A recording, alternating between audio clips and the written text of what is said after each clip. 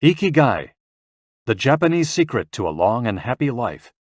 Written by Hector Garcia and Francesc Miralles. Translated by Heather Cleary. Read by Walter Dixon. Prologue. IKIGAI, a mysterious word. This audiobook first came into being on a rainy night in Tokyo, when its authors sat down together for the first time in one of the city's tiny bars. We had each read each other's work, but had never met, thanks to the thousands of miles that separate Barcelona from the capital of Japan. Then a mutual acquaintance put us in touch, launching a friendship that led to this project and seems destined to last a lifetime. The next time we got together, a year later, we strolled through a park in downtown Tokyo and ended up talking about trends in Western psychology, specifically logotherapy, which helps people find their purpose in life. We remarked that Viktor Frankl's logotherapy had gone out of fashion among practicing therapists, who favored other schools of psychology, though people still search for meaning in what they do and how they live. We ask ourselves things like, what is the meaning of my life? Is the point just to live longer, or should I seek a higher purpose? Why do some people know what they want and have a passion for life, while others languish in confusion? At some point in our conversation, the mysterious word ikigai came up. This Japanese concept, which translates roughly as the happiness of always being busy, is like logotherapy, but it goes a step beyond. It also seems to be one way of explaining the extraordinary longevity of the Japanese, especially on the island of Okinawa, where there are 24.55 people over the age of 100 for every 100,000 inhabitants, far more than the global average. Those who study why the inhabitants of this island in the south of Japan live longer than people anywhere else in the world believe that one of the keys, in addition to a healthful diet, a simple life in the outdoors, green tea, and the subtropical climate — its average temperature is like that of Hawaii — is the ikigai that shapes their lives. While researching this concept, we discovered that not a single book in the fields of psychology or personal development is dedicated to bringing this philosophy to the West. Is ikigai the reason there are more centenarians in Okinawa than anywhere else? How does it inspire people to stay active until the very end? What is the secret to a long and happy life? As we explored the matter further, we discovered that one place in particular, Ogimi, a rural town on the north end of the island with a population of 3,000, boasts the highest life expectancy in the world, a fact that has earned it the nickname of the Village of Longevity. Okinawa is where most of Japan's shikuwasa, a lime-like fruit that packs an extraordinary antioxidant punch, comes from. Could that be Ogimi's secret to long life? Or is it the purity of the water used to brew its moringa tea? We decided to go study the secrets of the Japanese centenarians in person. After a year of preliminary research, we arrived in the village, where residents speak an ancient dialect and practice an animist religion that features long-haired forest sprites called bunagaya, with our cameras and recording devices in hand. As soon as we arrived, we could sense the incredible friendliness of its residents, who laughed and joked incessantly amid lush green hills fed by crystalline waters. As we conducted our interviews with the eldest residents of the town, we realized that something far more powerful than just these natural resources was at work. An uncommon joy flows from its inhabitants and guides them through the long and pleasurable journey of their lives. Again, the mysterious ikigai. But what is it exactly? How do you get it? It never ceased to surprise us that this haven of nearly eternal life was located precisely in Okinawa, where 200,000 innocent lives were lost at the end of World War II. Rather than harbor animosity toward outsiders, however, Okinawans live by the principle of ichariba chode, a local expression that means treat everyone like a brother, even if you've never met them before. It turns out that one of the secrets to happiness of Ogimi's residents is feeling like part of a community. From an early age, they practice yui ma'aru, or teamwork, and so are used to helping one another. Nurturing friendships, eating light, getting enough rest, and doing regular, moderate exercise are all part of the equation of good health. But at the heart of the joie de vivre that inspires these centenarians to keep celebrating birthdays and cherishing each new day is their ikigai. The purpose of this audiobook is to bring the secrets of Japan's centenarians to you and give you the tools to find your own ikigai, because those who discover their ikigai have everything they need for a long and joyful journey through life. Happy travels. Hector Garcia and Francesc Miralles. Chapter 1. Ikigai, the art of staying young while growing old. What is your reason for being? According to the Japanese, everyone has an ikigai, what a French philosopher might call a raison d'être.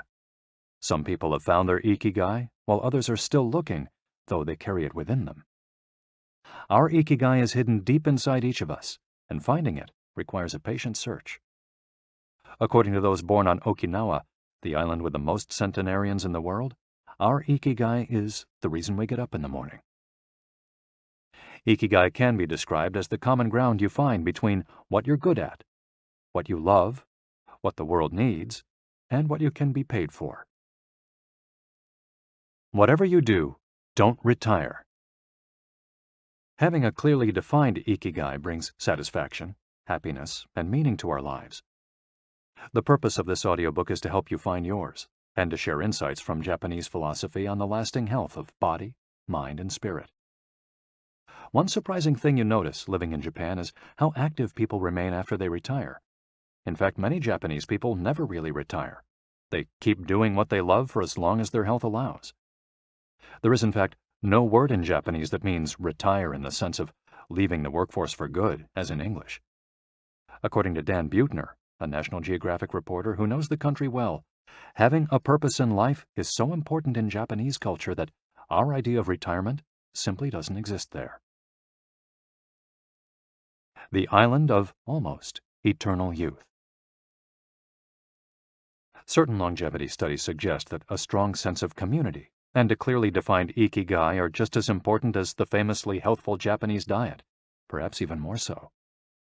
Recent medical studies of centenarians from Okinawa and other so-called blue zones, the geographic regions where people live longest, provide a number of interesting facts about these extraordinary human beings. Not only do they live much longer than the rest of the world's population, they also suffer from fewer chronic illnesses, such as cancer and heart disease. Inflammatory disorders are also less common. Many of these centenarians enjoy enviable levels of vitality and health that would be unthinkable for people of advanced age elsewhere.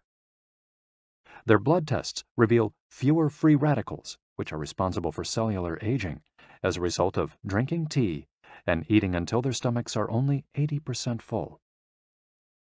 Women experience more moderate symptoms during menopause, and both men and women maintain higher levels of sexual hormones until much later in life. The rate of dementia is well below the global average.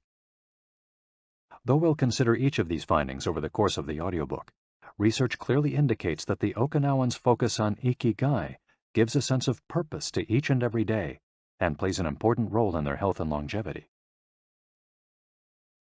The characters behind ikigai. In Japanese, ikigai is written by combining a character which means life with another which means to be worthwhile, and that can be broken down to the characters which mean armor, number one, and to be the first, to head into battle, taking initiative as a leader, and another character which means beautiful or elegant. The 5 blue zones. Okinawa holds first place among the world's blue zones. In Okinawa, women in particular live longer and have fewer diseases than anywhere else in the world. The 5 regions identified and analyzed by Dan Buettner in his book, The Blue Zones, are 1.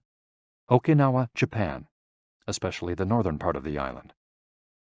The locals eat a diet rich in vegetables and tofu, typically served on small plates. In addition to their philosophy of ikigai, the moai, or close-knit group of friends, plays an important role in their longevity. 2. Sardinia, Italy, specifically the provinces of Nuoro and Ogliastra. Locals on this island consume plenty of vegetables and 1 or 2 glasses of wine per day. As in Okinawa, the cohesive nature of this community is another factor directly related to longevity. 3. Loma Linda, California. Researchers studied a group of Seventh-day Adventists who are among the longest living people in the United States. 4. the Nicoya Peninsula, Costa Rica. Locals remain remarkably active after 90. Many of the region's older residents have no problem getting up at 5:30 in the morning to work in the fields. 5. Ikaria, Greece. One of every 3 inhabitants of this island near the coast of Turkey is over 90 years old, compared to less than 1% of the population of the United States, a fact that has earned it the nickname of the Island of Long Life. The local secret seems to be a lifestyle that dates back to 500 BC. In the following chapters, we'll examine several factors that seem to be the keys to longevity and are found across the blue zones, paying special attention to Okinawa and its so-called Village of Longevity. First, however, it's worth pointing out that 3 of these regions are islands, where resources can be scarce and communities have to help one another. For many, helping others might be an ikigai strong enough to keep them alive. According to scientists who have studied the 5 blue zones, the keys to longevity are diet, exercise, finding a purpose in life, an ikigai, and forming strong social ties, that is, having a broad circle of friends and good family relations. Members of these communities manage their time well in order to reduce stress, consume little meat or processed foods, and drink alcohol in moderation. They don't do strenuous exercise, but they do move every day, taking walks and working in their vegetable gardens. People in the blue zones would rather walk than drive. Gardening, which involves daily, low-intensity movement, is a practice almost all of them have in common. The 80% secret. One of the most common sayings in Japan is harahachi-bu, which is repeated before or after eating and means something like, fill your belly to 80%. Ancient wisdom advises against eating until we are full. This is why Okinawans stop eating when they feel their stomachs reach 80% of their capacity, rather than overeating and wearing down their bodies with long digestive processes that accelerate cellular oxidation. Of course, there's no way to know objectively if your stomach is at 80% capacity. The lesson to learn from this saying is that we should stop eating when we're starting to feel full. The extra side dish, the snack we eat when we know in our hearts we don't really need it, the apple pie after lunch, all these will give us pleasure in the short term, but not having them will make us happier in the long term. The way food is served is also important. By presenting their meals on many small plates, the Japanese tend to eat less. A typical meal in a restaurant in Japan is served in 5 plates on a tray, 4 of them very small, and the main dish slightly bigger. Having 5 plates in front of you makes it seem like you're going to eat a lot, but what happens most of the time is that you end up feeling slightly hungry. This is one of the reasons why Westerners in Japan typically lose weight and stay trim. Recent studies by nutritionists reveal that Okinawans consume a daily average of 1,800 to 1,900 calories, compared to 2,200 to 3,300 in the United States, and have a body mass index between 18 and 22, compared to 26 or 27 in the United States.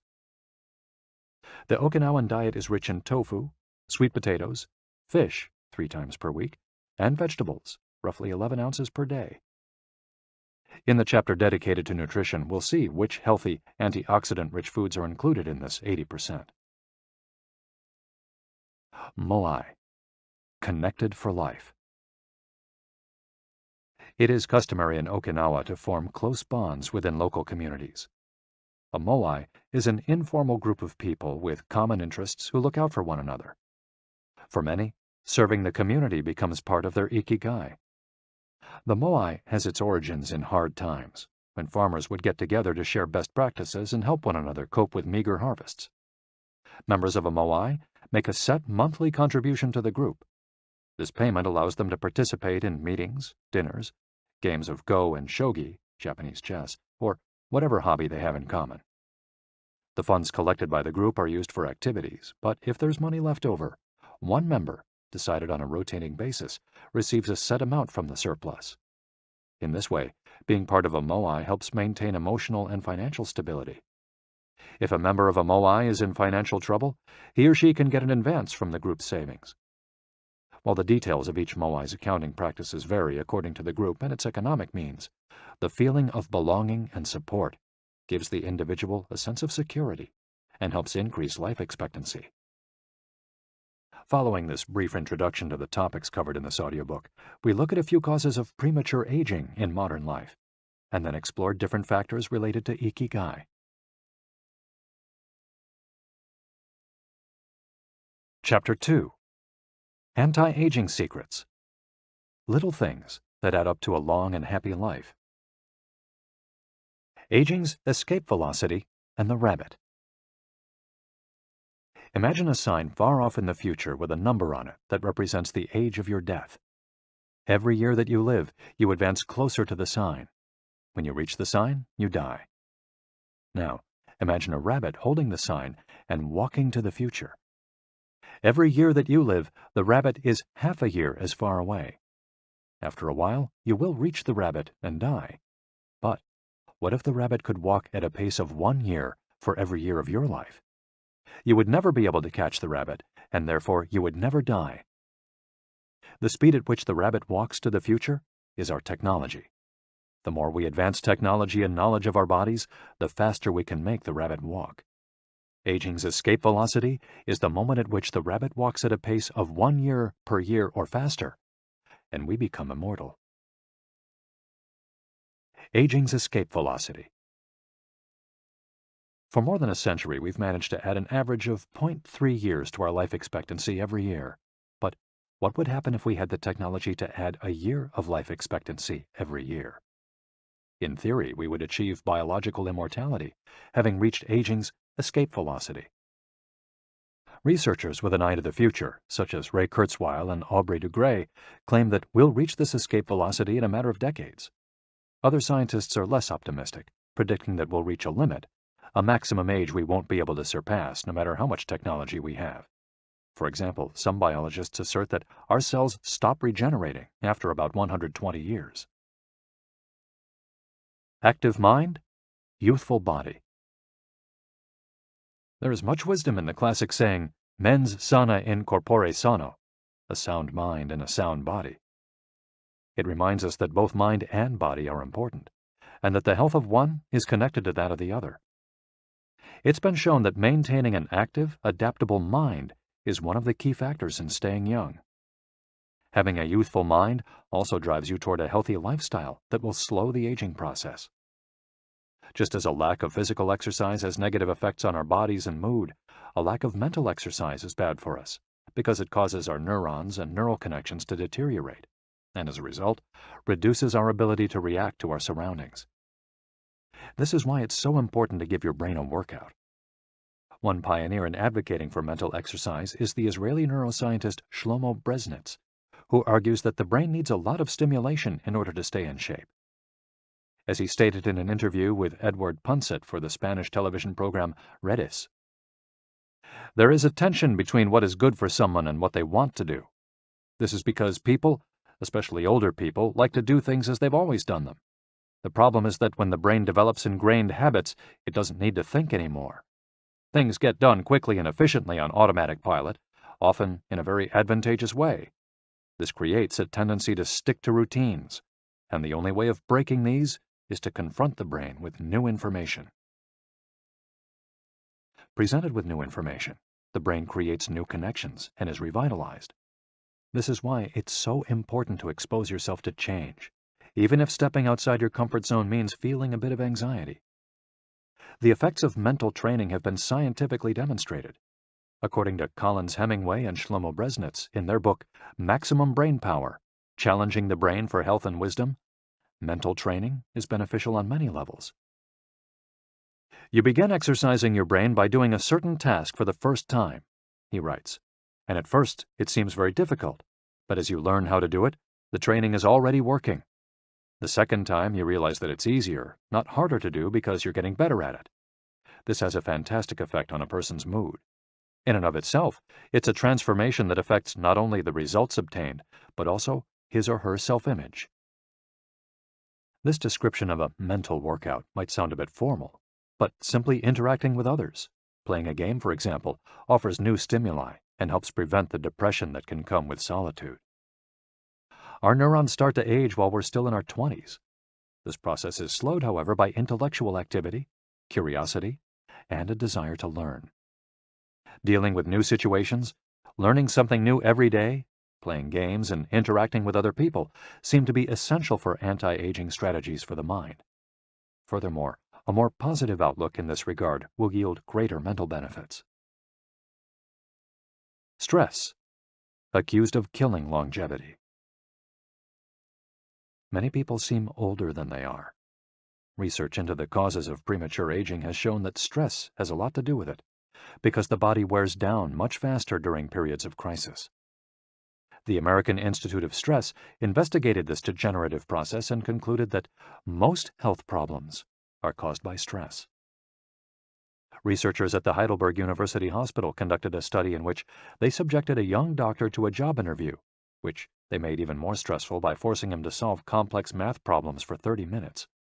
Afterward, they took a blood sample. What they discovered was that his antibodies had reacted to stress the same way they react to pathogens, activating the proteins that trigger an immune response. The problem is that this response not only neutralizes harmful agents, it also damages healthy cells, leading them to age prematurely. The University of California conducted a similar study, taking data and samples from 39 women who had high levels of stress due to the illness of one of their children, and comparing them to samples from women with healthy children and low levels of stress. They found that stress promotes cellular aging by weakening cell structures known as telomeres, which affect cellular regeneration and how our cells age. As the study revealed, the greater the stress, the greater the degenerative effects on cells. How does stress work? These days, people live at a frantic pace and in a nearly constant state of competition. At this fever pitch, stress is a natural response to the information being received by the body as potentially dangerous or problematic.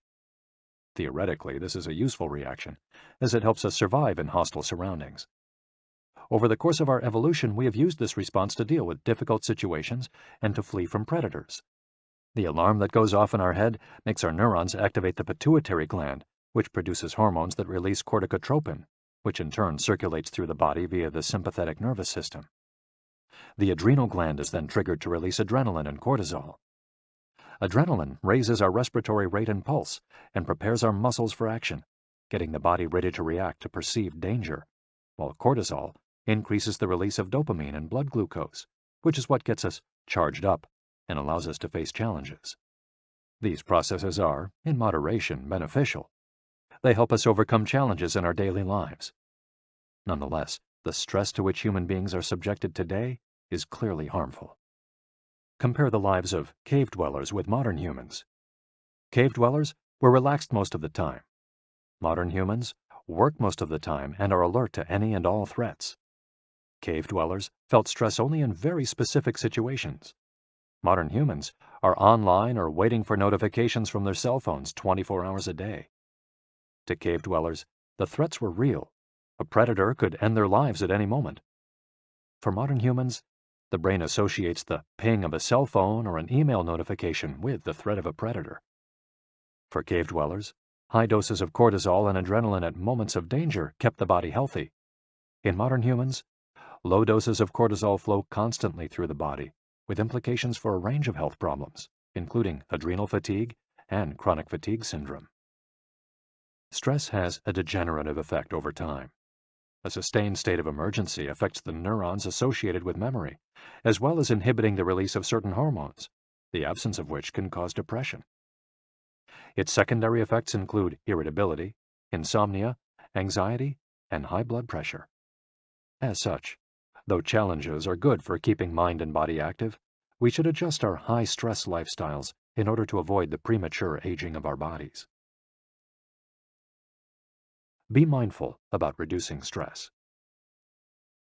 Whether or not the threats we perceive are real, stress is an easily identifiable condition that not only causes anxiety, but is also highly psychosomatic, affecting everything from our digestive system to our skin. This is why prevention is so important in avoiding the toll that stress takes on us, and why many experts recommend practicing mindfulness. The central premise of this stress reduction method is focusing on the self, noticing our responses, even if they are conditioned by habit, in order to be fully conscious of them. In this way, we connect with the here and now and limit thoughts that tend to spiral out of control. We have to learn to turn off the autopilot that's steering us in an endless loop. We all know people who snack while talking on the phone or watching the news. You ask them if the omelet they just ate had an onion in it, and they can't tell you, says Roberto Alcibar, who abandoned his fast-paced life to become a certified instructor of mindfulness after an illness threw him into a period of acute stress. One way to reach such a state of mindfulness is through meditation, which helps filter the information that reaches us from the outside world. It can also be achieved through breathing exercises, yoga, and body scans. Achieving mindfulness involves a gradual process of training, but with a bit of practice, we can learn to focus our mind completely, which reduces stress and helps us live longer. A little stress is good for you. While sustained, intense stress is a known enemy of longevity and both mental and physical health, low levels of stress have been shown to be beneficial. After observing a group of test subjects for more than 20 years, Dr. Howard S. Friedman, a psychology professor at the University of California, Riverside, discovered that people who maintained a low level of stress, who faced challenges and put their heart and soul into their work in order to succeed, lived longer than those who chose a more relaxed lifestyle and retired earlier. From this, he concluded that a small dose of stress is a positive thing, as those who live with low levels of stress tend to develop healthier habits, smoke less, and drink less alcohol. Given this, it's not surprising that many of the supercentenarians, people who live to be 110 or more, whom you'll meet in this audiobook, talk about having lived intense lives and working well into old age. A lot of sitting will age you. In the Western world in particular, the rise in sedentary behavior has led to numerous diseases, such as hypertension and obesity, which in turn affect longevity. Spending too much time seated at work or at home not only reduces muscular and respiratory fitness, but also increases appetite and curbs the desire to participate in activities. Being sedentary can lead to hypertension, imbalanced eating, cardiovascular disease, osteoporosis, and even certain kinds of cancer. Recent studies have shown a connection between a lack of physical activity and the progressive distortion of telomeres in the immune system, which ages those cells and, in turn, the organism as a whole. This is a problem at all life stages, not only among adults.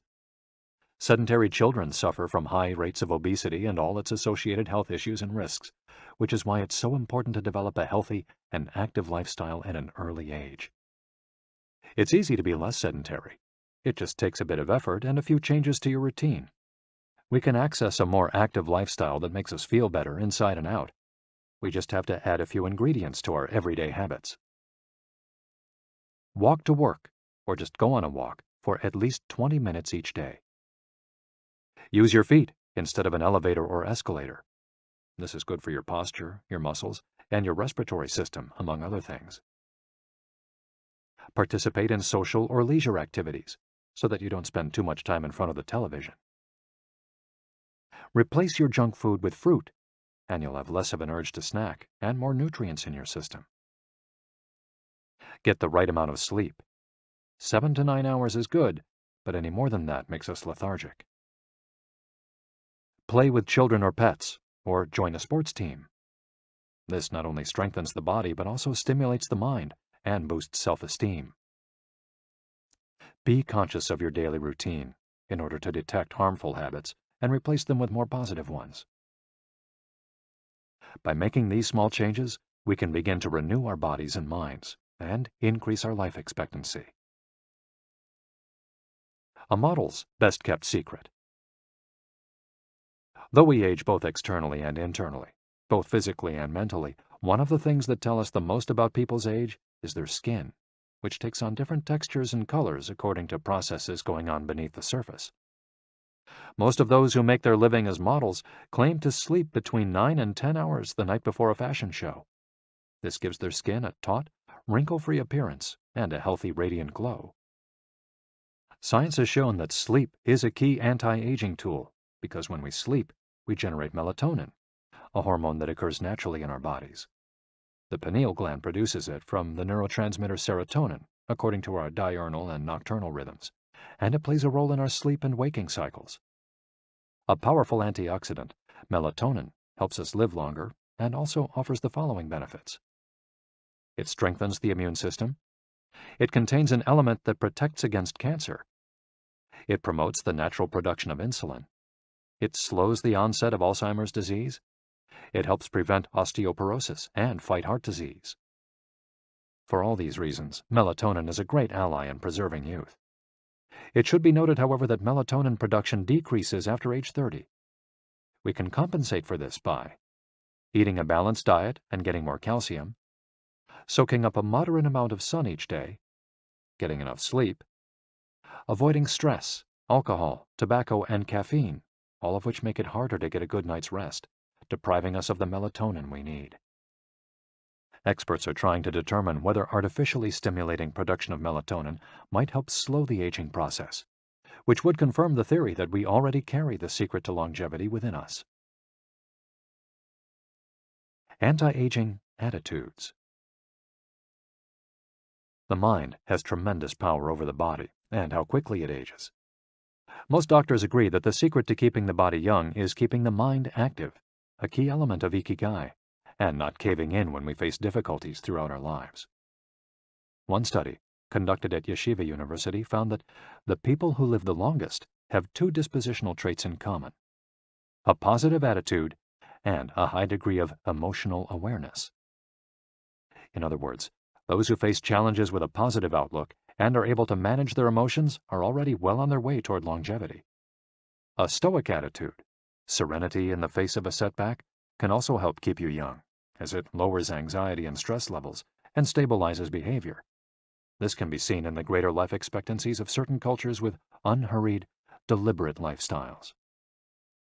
Many centenarians and supercentenarians have similar profiles.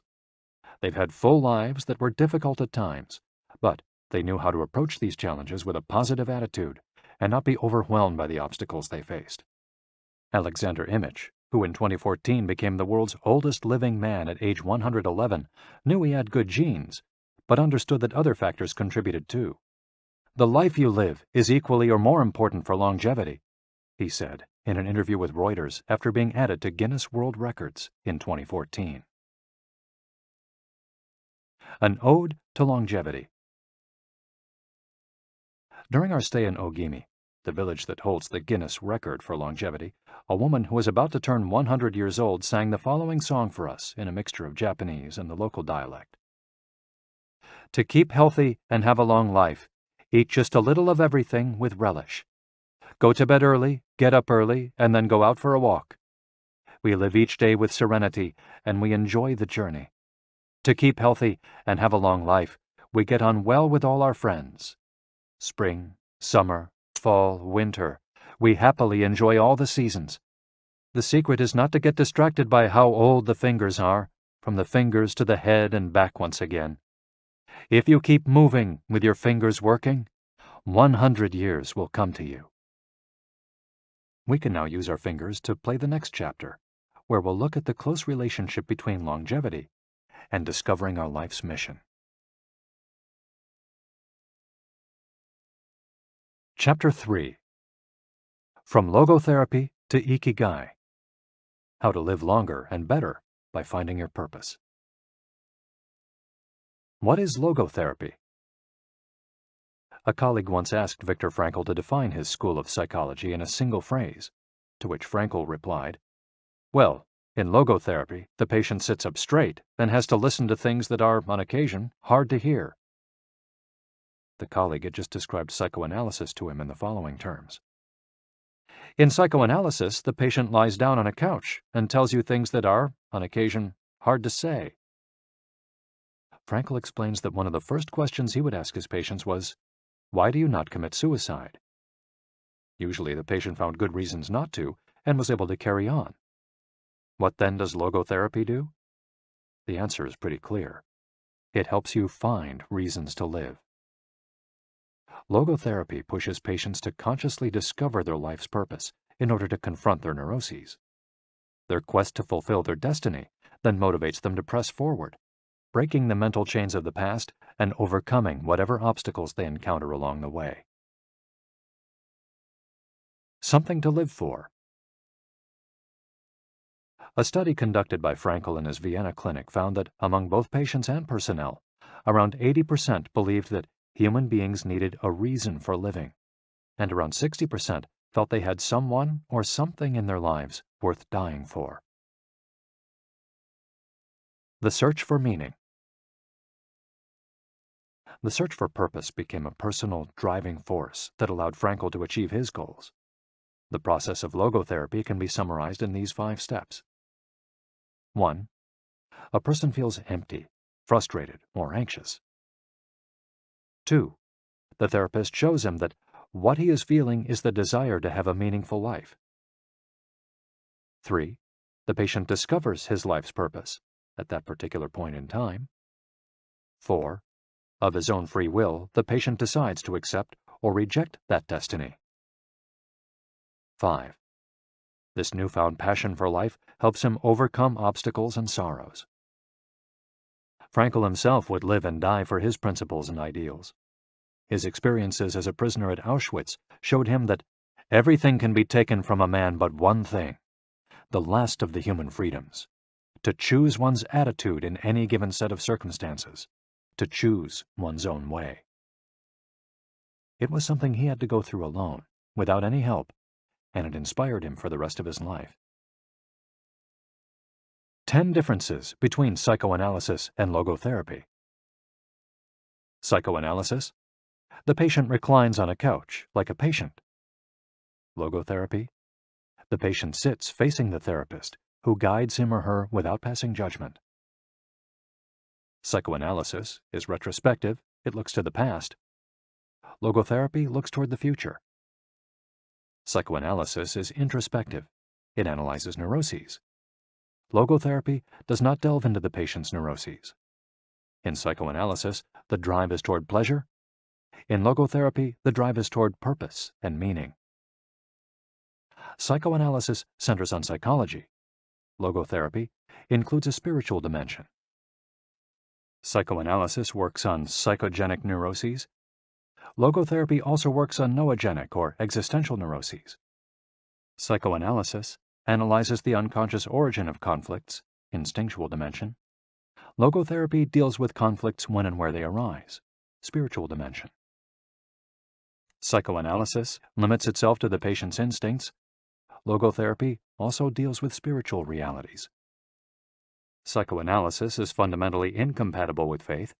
Logotherapy is compatible with faith. Psychoanalysis seeks to reconcile conflicts and satisfy impulses and instincts. Logotherapy seeks to help the patient find meaning in his life and satisfy his moral principles. Fight for yourself. Existential frustration arises when our life is without purpose or when that purpose is skewed. In Frankl's view, however, there's no need to see this frustration as an anomaly or a symptom of neurosis. Instead, it can be a positive thing, a catalyst for change. Logotherapy does not see this frustration as mental illness, the way other forms of therapy do, but rather as spiritual anguish, a natural and beneficial phenomenon that drives those who suffer from it to seek a cure, whether on their own or with the help of others, and in so doing, find greater satisfaction in life. It helps them change their own destiny. Logotherapy enters the picture if a person needs help doing this, if he needs guidance in discovering his life's purpose, and later in overcoming conflict so he can keep moving towards his objective.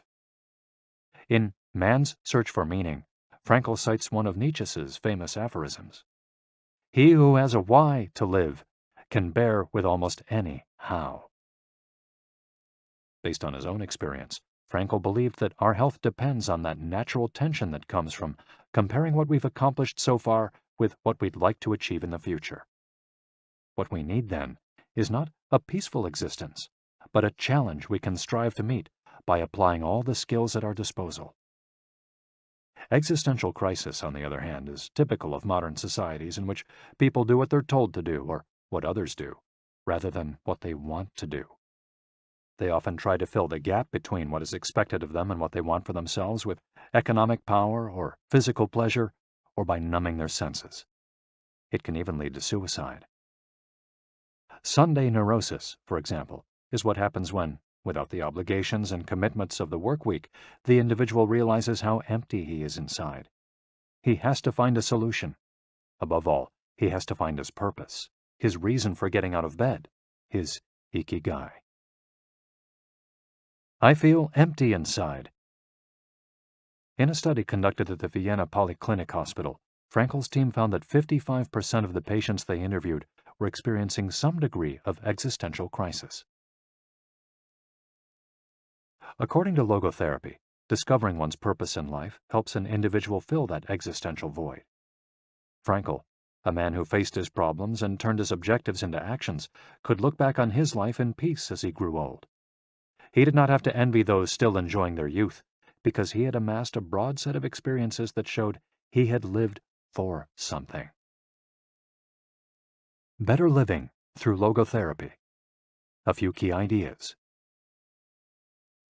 We don't create the meaning of our life, as Sartre claimed. We discover it. We each have a unique reason for being, which can be adjusted or transformed many times over the years.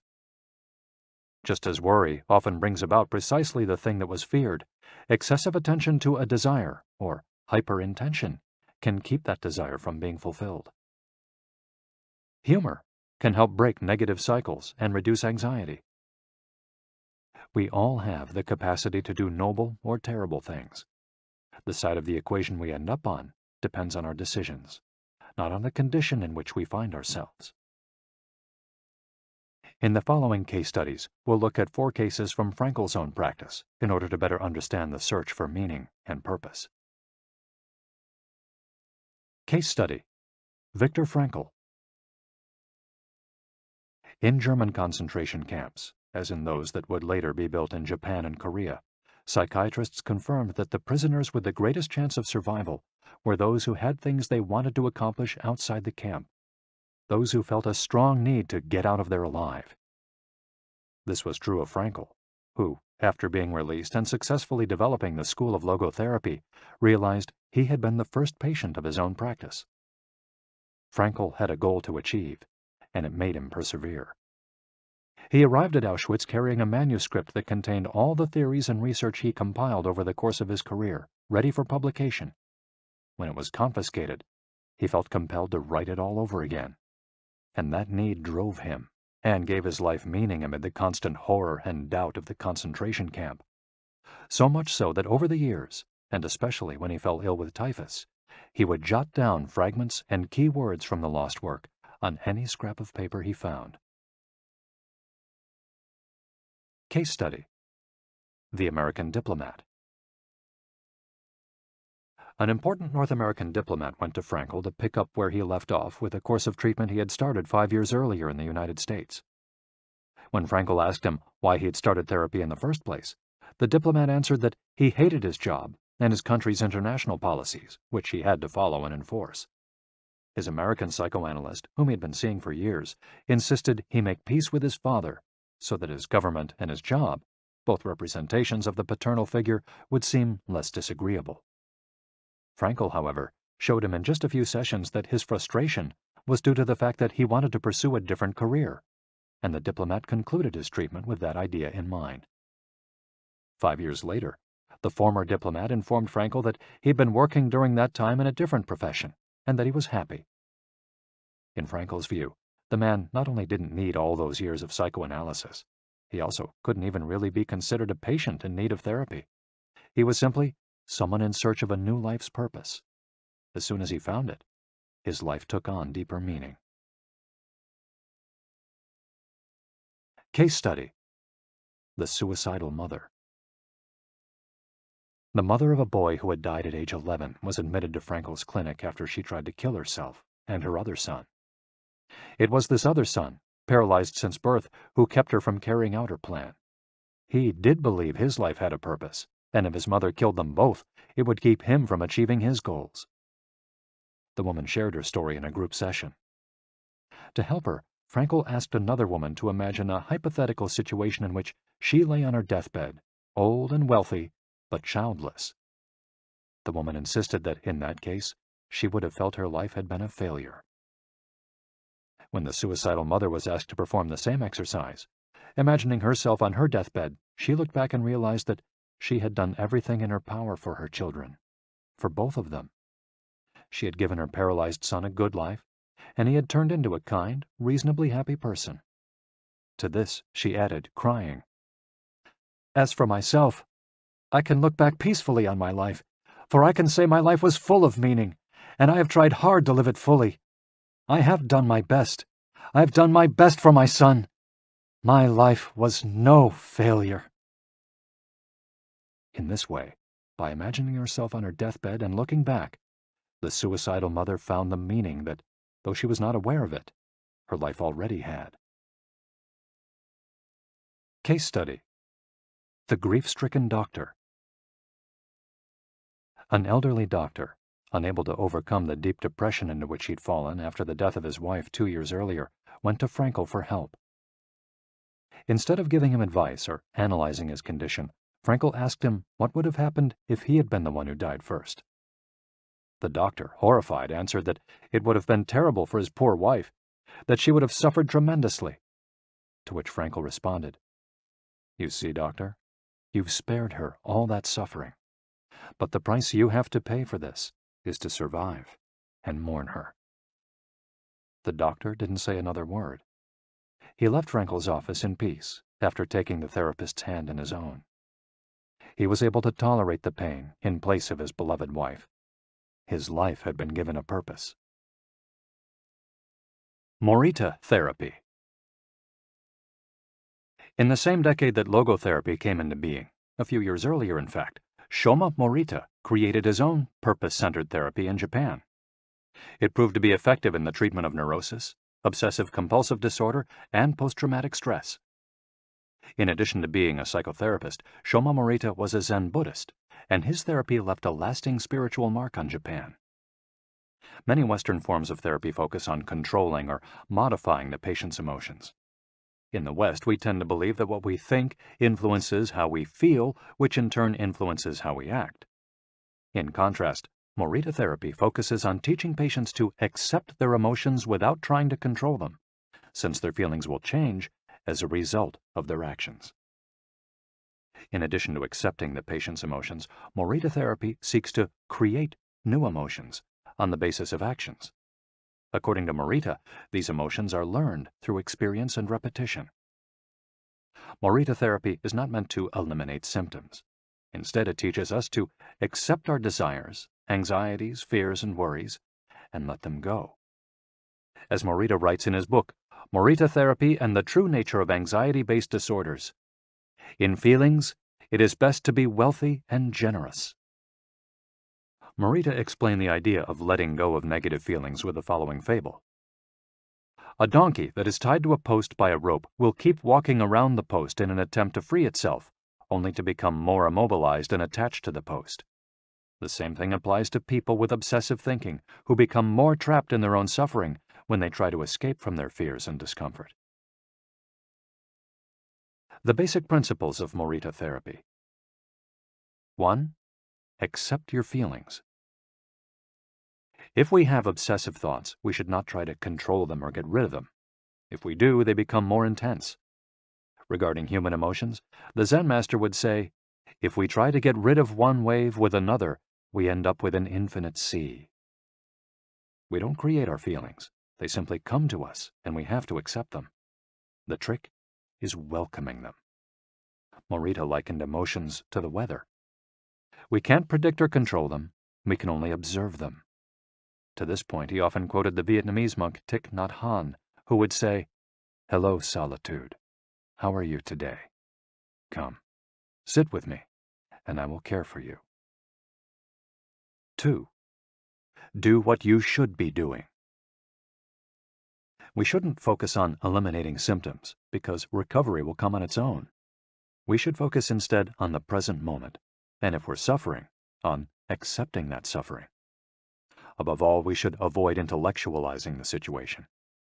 The therapist's mission is to develop the patient's character so he or she can face any situation, and character is grounded in the things we do.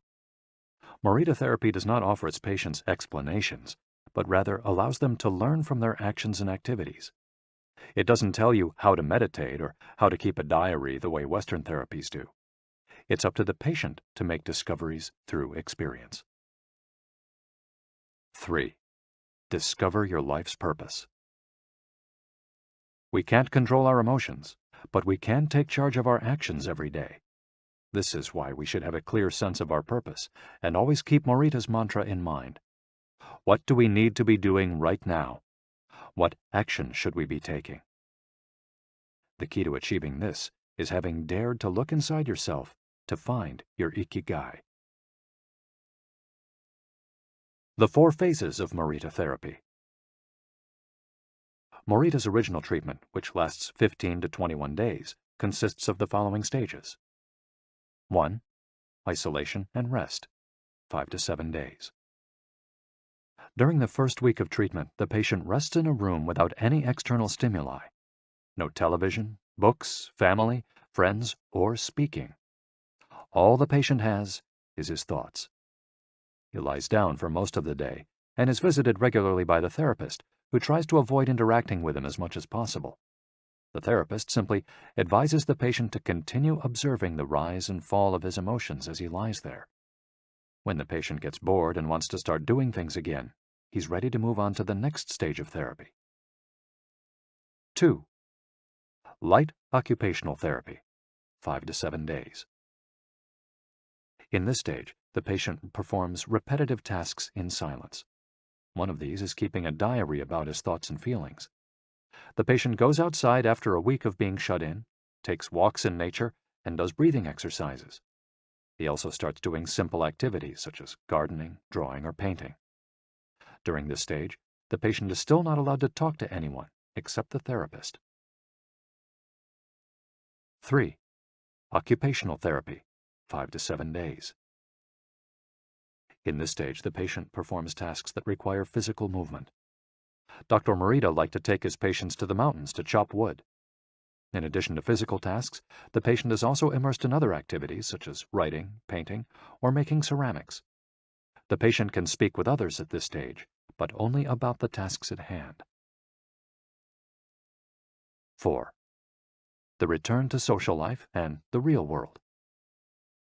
The patient leaves the hospital and is reintroduced to social life, but maintains the practices of meditation and occupational therapy developed during treatment. The idea is to re-enter society as a new person, with a sense of purpose, and without being controlled by social or emotional pressures. Nikon meditation. Morita was a great Zen master of Nikon introspective meditation. Much of his therapy draws on his knowledge and mastery of this school, which centers on 3 questions the individual must ask him or herself. 1. What have I received from person X? 2. What have I given to person X? 3. What problems have I caused person X? Through these reflections, we stop identifying others as the cause of our problems and deepen our own sense of responsibility. As Morita said, if you are angry and want to fight, think about it for 3 days before coming to blows. After 3 days, the intense desire to fight will pass on its own. And now, Ikigai. Logotherapy and Morita therapy are both grounded in a personal, unique experience that you can access without therapists or spiritual retreats. The mission of finding your Ikigai, your existential fuel. Once you find it, it's only a matter of having the courage and making the effort to stay on the right path. In the following chapters, we'll take a look at the basic tools you'll need to get moving along that path. Finding flow in the tasks you've chosen to do, eating in a balanced and mindful way, doing low-intensity exercise, and learning not to give in when difficulties arise.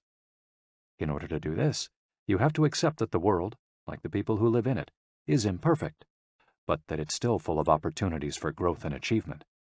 Are you ready to throw yourself into your passion as if it were the most important thing in the world? Chapter 4. Find flow in everything you do. How to turn work and free time into spaces for growth. We are what we repeatedly do. Excellence, then, is not an act, but a habit. Aristotle. Going with the flow. Imagine you're skiing down one of your favorite slopes. Powdery snow flies up on both sides of you like white sand. Conditions are perfect. You are entirely focused on skiing as well as you can. You know exactly how to move at each moment. There is no future, no past. There is only the present. You feel the snow, your skis, your body, and your consciousness united as a single entity. You are completely immersed in the experience, not thinking about or distracted by anything else. Your ego dissolves, and you become part of what you're doing. This is the kind of experience Bruce Lee described with his famous, "Be water, my friend." We've all felt our sense of time vanish when we lose ourselves in an activity we enjoy. We start cooking, and before we know it, several hours have passed. We spend an afternoon with a book and forget about the world going by until we notice the sunset and realize we haven't eaten dinner. We go surfing and don't realize how many hours we've spent in the water until the next day, when our muscles ache. The opposite can also happen. When we have to complete a task we don't want to do, every minute feels like a lifetime, and we can't stop looking at our watch. As the quip attributed to Einstein goes, "Put your hand on a hot stove for a minute, and it seems like an hour. Sit with a pretty girl for an hour, and it seems like a minute." That is relativity. The funny thing is that someone else might really enjoy the same task, but we want to finish as quickly as possible. What makes us enjoy doing something so much that we forget about whatever worries we might have while we do it? When are we happiest? These questions can help us discover our IKIGAI. The power of flow. These questions are also at the heart of psychologist Mihai Csikszentmihalyi's research into the experience of being completely immersed in what we're doing. Csikszentmihalyi called this state flow and described it as the pleasure, delight, creativity, and process when we are completely immersed in life. There is no magic recipe for finding happiness, for living according to your IKIGAI, but one key ingredient is the ability to reach this state of flow, and, through this state, have an optimal experience. In order to achieve this optimal experience, we have to focus on increasing the time we spend on activities that bring us to this state of flow, rather than allowing ourselves to get caught up in activities that offer immediate pleasure, like eating too much, abusing drugs or alcohol, or stuffing ourselves with chocolate in front of the TV. As Csikszentmihalyi asserts in his book, Flow, The Psychology of Optimal Experience, flow is the state in which people are so involved in an activity that nothing else seems to matter. The experience itself is so enjoyable that people will do it, even at great cost, for the sheer sake of doing it. It's not only creative professionals who require the high doses of concentration that promote flow. Most athletes, chess players, and engineers also spend much of their time on activities that bring them to this state. According to Csikszentmihalyi's research, a chess player feels the same way upon entering a state of flow as a mathematician working on a formula, or a surgeon performing an operation. A professor of psychology, Csikszentmihalyi analyzed data from people around the world and discovered that flow is the same among individuals of all ages and cultures. In New York and Okinawa, we all reach a state of flow in the same way. But what happens to our mind when we're in that state? When we flow, we're focused on a concrete task without any distractions. Our mind is in order. The opposite occurs when we try to do something while our mind is on other things. The 7 conditions for achieving flow. According to researcher Owen Schaffer of DePaul University, the requirements for achieving flow are 1. Knowing what to do. 2. Knowing how to do it. 3. Knowing how well you're doing. 4. Knowing where to go, where navigation is involved. 5. Perceiving significant challenges. 6. Perceiving significant skills. 7. Being free from distractions. If you often find yourself losing focus while working on something you consider important, there are several strategies you can employ to increase your chances of achieving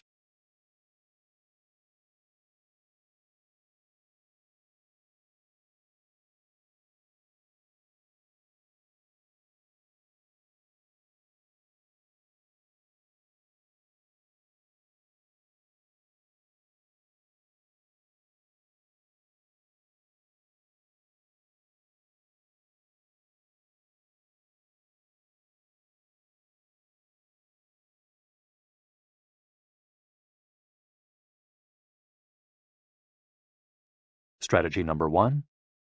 Choose a difficult task, but not too difficult.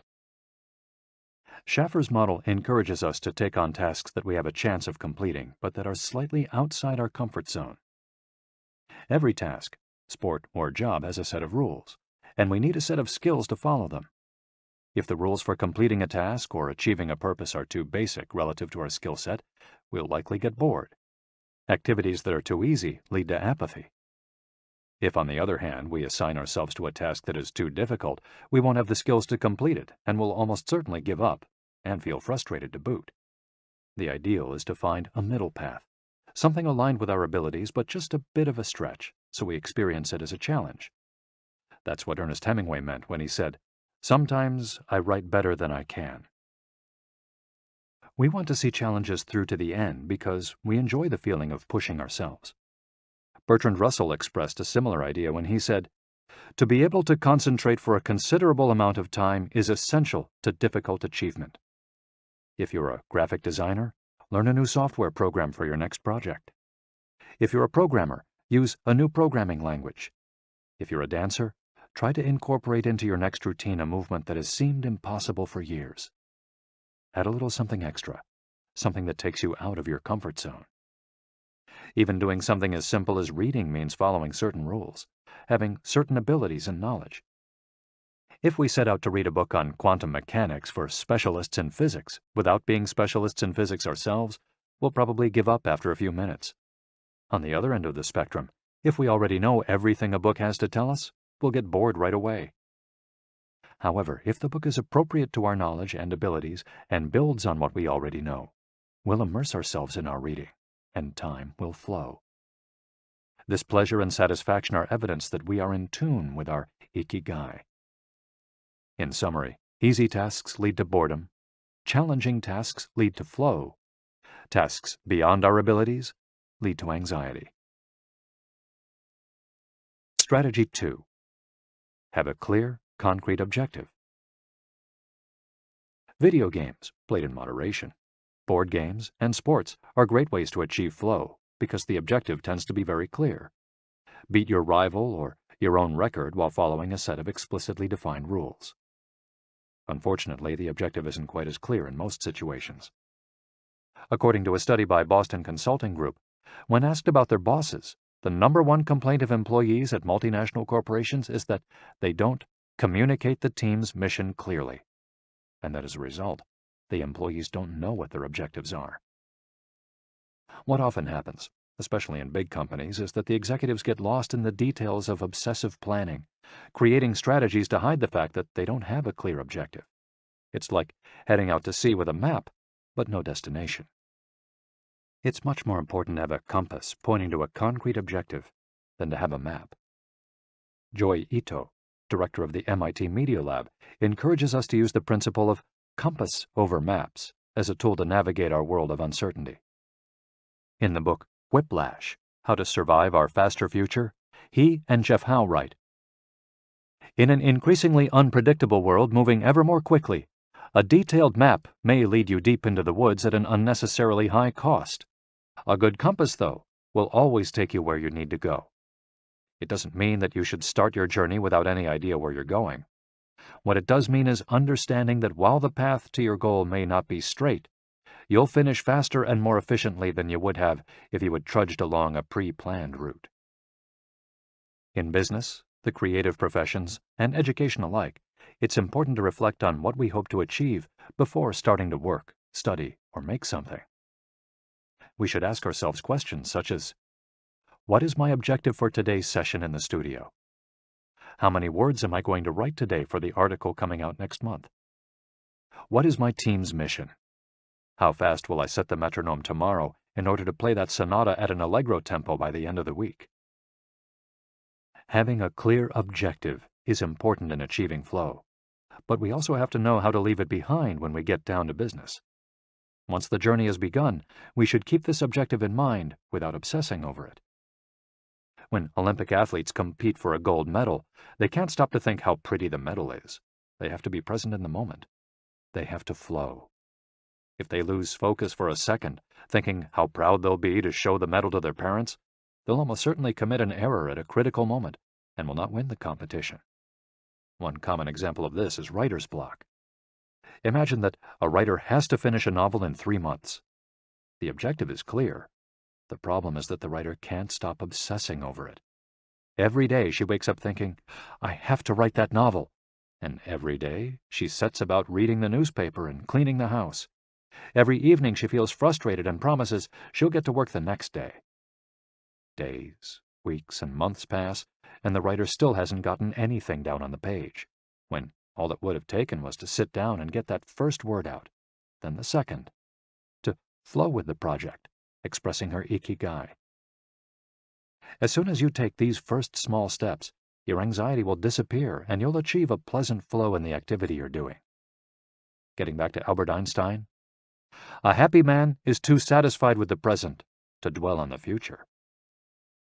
To summarize, a vague objective leads to confusion, time and energy wasted on meaningless tasks, and mental block. A clearly defined objective and a focus on process leads to flow. And obsessive desire to achieve a goal while ignoring process leads to a fixation on the objective rather than on getting down to business, and mental block. Strategy 3. Concentrate on a single task. This is perhaps one of the greatest obstacles we face today, with so much technology and so many distractions. We're listening to a video on YouTube while writing an email when suddenly a chat prompt pops up and we answer it. Then our smartphone vibrates in our pocket. Just as soon as we respond to that message, we're back at our computer logging onto Facebook.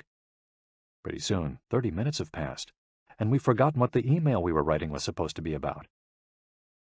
This also happens sometimes when we put on a movie with dinner and don't realize how delicious the salmon was until we're taking the last bite. We often think that combining tasks will save us time, but scientific evidence shows that it has the opposite effect. Even those who claim to be good at multitasking are not very productive. In fact, they are some of the least productive people. Our brains can take in millions of bits of information, but we can only actually process a few dozen per second. When we say we're multitasking, what we're really doing is switching back and forth between tasks very quickly. Unfortunately, we're not computers adept at parallel processing. We end up spending all our energy alternating between tasks instead of focusing on doing one of them well.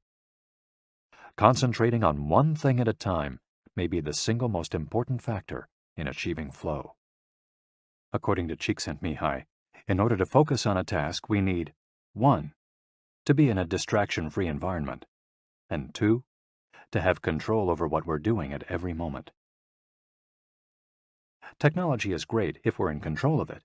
It's not so great if it takes control of us. For example, if you have to write a research paper, you might sit down at your computer and use Google to look up the information you need.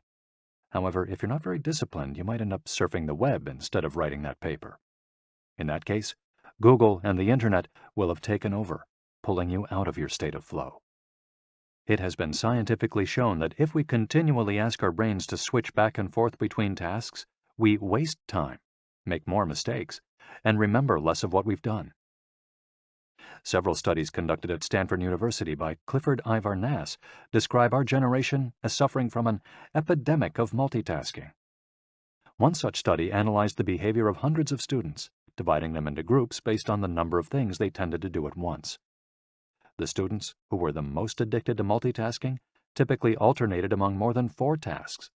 For example, taking notes while reading a textbook, listening to a podcast, answering messages on their smartphone, and sometimes checking their Twitter timeline. Each group of students was shown a screen with several red and several blue arrows. The objective of the exercise was to count the red arrows. At first, all the students answered correctly right away, without much trouble. As the number of blue arrows increased, the number of red arrows stayed the same, only their position changed, however. The students accustomed to multitasking had serious trouble counting the red arrows in the time allotted, or as quickly as the students who did not habitually multitask, for one very simple reason. They got distracted by the blue arrows. Their brains were trained to pay attention to every stimulus, regardless of its importance, while the brains of other students were trained to focus on a single task, in this case, counting the red arrows and ignoring the blue ones. Other studies indicate that working on several things at once lowers our productivity by at least 60% and our IQ by more than 10 points. One study funded by the Swedish Council for Working Life and Social Research found that a sample group of more than 4,000 young adults between the ages of 20 and 24 who were addicted to their smartphones got less sleep, felt less connected to their community at school, and were more likely to show signs of depression. In summary, concentrating on a single task makes achieving flow more likely, increases productivity, increases our power of retention, makes us less likely to make mistakes, helps us feel calm and in control of the task at hand, causes us to become more considerate as we pay full attention to those around us, and increases creativity. Multitasking makes achieving flow impossible, decreases productivity by 60%, though it doesn't seem to, makes it harder to remember things, makes us more likely to make mistakes, makes us feel stressed by the sensation that we're losing control, that our tasks are controlling us, causes us to hurt those around us through our addiction to stimuli, always checking our phones, always on social media, and reduces creativity. What can we do to avoid falling victim to this flow-impeding epidemic? How can we train our brains to focus on a single task? Here are a few ideas for creating a space and time free of distractions to increase our chances of reaching a state of flow, and thereby getting in touch with our IKIGAI. Don't look at any kind of screen for the first hour you're awake and the last hour before you go to sleep. Turn off your phone before you achieve flow. There is nothing more important than the task you've chosen to do during this time. If this seems too extreme, enable the Do Not Disturb function, so only the people closest to you contact you in case of emergency. Designate one day of the week, perhaps a Saturday or Sunday, a day of technical fasting, making exceptions for e-readers without Wi-Fi or MP3 players. Go to a cafe that doesn't have Wi-Fi. Read and respond to email only once or twice per day. Define those times clearly and stick to them. Try the Pomodoro technique. Get yourself a kitchen timer. Some are made to look like a pomodoro or a tomato, and commit to working on a single task as long as it's running. The Pomodoro technique recommends 25 minutes of work and 5 minutes of rest for each cycle. But you can also do 50 minutes of work and 10 minutes of rest. Find the pace that's best for you. The most important thing is to be disciplined in completing each cycle. Start your work session with a ritual you enjoy, and end it with a reward. Train your mind to return to the present when you find yourself getting distracted. Practice mindfulness or another form of meditation. Go for a walk or a swim, whatever will help you get centered again. Work in a space where you will not be distracted. If you can't do this at home, go to a library, a cafe, or, if your task involves playing the saxophone, a music studio. If you find that your surroundings continue to distract you, keep looking until you find the right place. Divide each activity into groups of related tasks and assign each group its own place and time. For example, if you're writing a magazine article, you could do research and take notes at home in the morning, write in the library in the afternoon, and edit on the couch at night. Bundle routine tasks, such as sending out invoices, making phone calls, and so on, and do them all at once. A summary of the advantages of flow versus the disadvantages of distraction. A focused mind versus a wandering mind. Living in the present versus thinking about the past and the future. Being free from worry versus having concerns about our daily life and the people around us invading our thoughts.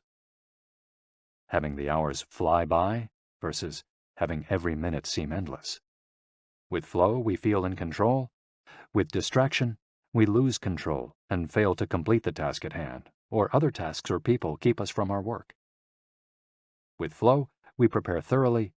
With distraction, we act without being prepared. With flow, we know what we should be doing at any given moment. When distracted, we frequently get stuck and don't know how to proceed. With flow, our mind is clear and overcomes all obstacles to the flow of thought. With distraction, we're plagued by doubts, concerns, and low self-esteem. With flow, it's pleasant. With distraction, it's boring and exhausting. And with flow, our ego fades. We're not the ones controlling the activity or task we're doing. the task is leading us, and with distraction, constant self-criticism, our ego is present, and we feel frustrated. Flow in Japan. Takumis, engineers, geniuses, and otakus. What do takumis, artisans, engineers, inventors, and otakus, fans of anime and manga, have in common? They all understand the importance of flowing with their ikigai at all times. One widespread stereotype about people in Japan is that they're exceptionally dedicated and hard-working, even though some Japanese people say they look like they're working harder than they really are. There is no doubt, though, about their ability to be completely absorbed in a task, or about their perseverance when there's a problem to be solved. One of the first words one learns when starting Japanese lessons is ganbaru, which means to persevere, or to stay firm by doing one's best. Japanese people often apply themselves to even the most basic tasks with an intensity that borders on obsession. We see this in all kinds of contexts, from the retirees taking meticulous care of their rice fields in the mountains of Nagano to the college students working the weekend shift in convenience stores known as konbinis. If you go to Japan, you'll experience this attention to detail firsthand in almost every transaction. Walk into one of the stores that sell handcrafted objects in Naha, Kanazawa, or Kyoto, and you'll also discover that Japan is a treasure trove of traditional craftwork. The people of Japan have a unique talent for creating new technologies while preserving artisanal traditions and techniques. The art of the takumi. Toyota employs artisans who are able to make a certain type of screw by hand. These takumi, or experts in a particular manual skill, are extremely important to Toyota, and they are hard to replace. Some of them are the only people who know how to perform their exact skill, and it doesn't seem as though a new generation is going to take up the mantle. Turntable needles are another example. They're produced almost exclusively in Japan, where you can find the last remaining people who know how to use the machinery required to make these precision needles, and who are trying to pass on their knowledge to their descendants. We met a takumi on a visit to Kumano, a small town near Hiroshima. We were there for the day, working on a photo essay for one of the most famous brands of makeup brushes in the West. The billboard welcoming visitors to Kumano shows a mascot holding a large brush. In addition to the brush factories, the town is full of little houses and vegetable gardens. Heading farther in, you can see several Shinto shrines at the base of the mountains that surround the town. We spent hours taking photos in factories full of people in orderly rows, each doing a single task, such as painting the handles of the brushes or loading boxes of them onto trucks, before we realized we still hadn't seen anyone actually putting bristles into the brush heads. After we asked about this and got the runaround several times, the president of one company agreed to show us how it was done. He led us out of the building and asked us to get into his car. After a 5-minute drive, we parked next to another, smaller structure and climbed the stairs. He opened a door, and we walked into a small room filled with windows that let in lovely natural light. In the middle of the room was a woman wearing a mask. You could see only her eyes. She was so focused on choosing individual bristles for the brushes, gracefully moving her hands and fingers, using scissors and combs to sort the bristles, that she didn't even notice our presence. Her movements were so quick, it was hard to tell what she was doing. The president of the company interrupted her to let her know that we'd be taking photos as she worked. We couldn't see her mouth, but the glint in her eye and the cheerful inflection in her speech let us know she was smiling. She looked happy and proud, talking about her work and responsibilities. We had to use extremely fast shutter speeds to capture her movements. Her hands danced and flowed in concert with her tools and the bristles she was sorting. The president told us that this takumi was one of the most important people in the company, even though she was hidden away in a separate building. Every bristle of every brush the company made passed through her hands. Steve Jobs in Japan. Apple co-founder Steve Jobs was a big fan of Japan. Not only did he visit the Sony factories in the 1980s and adopt many of their methods when he founded Apple, he was also captivated by the simplicity and quality of Japanese porcelain in Kyoto.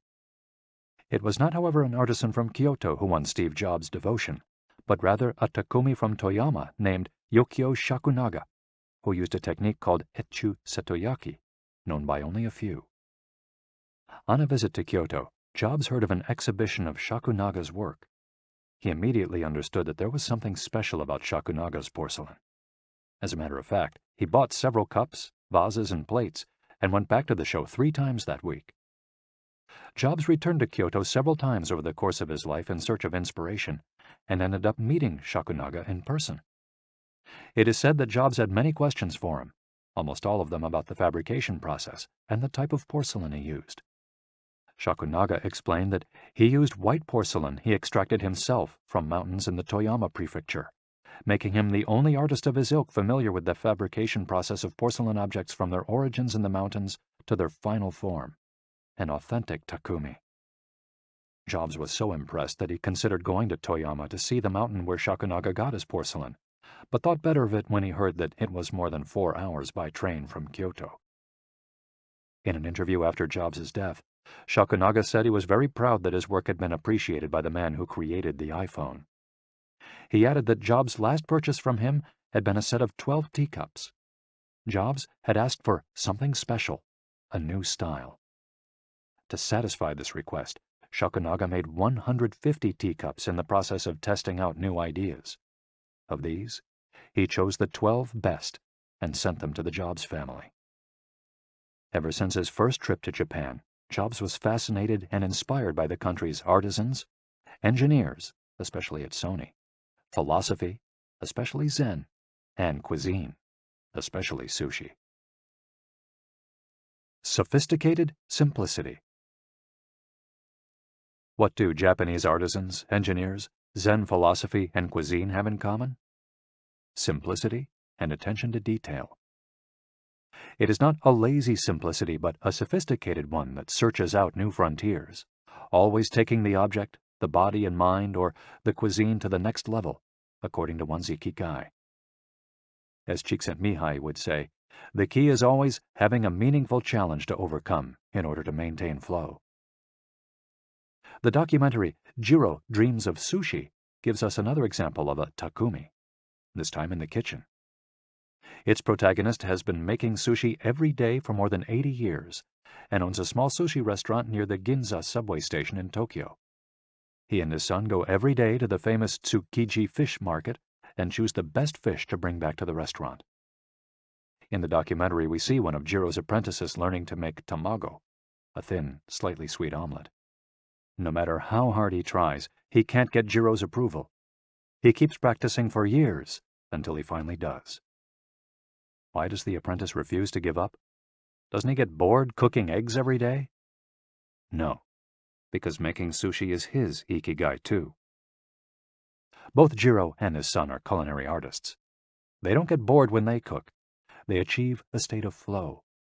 They enjoy themselves completely when they're in the kitchen.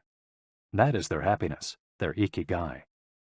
They've learned to take pleasure in their work, to lose their sense of time. Beyond the close relationship between father and son, which helps keep the challenge going each day, they also work in a quiet, peaceful environment that allows them to concentrate.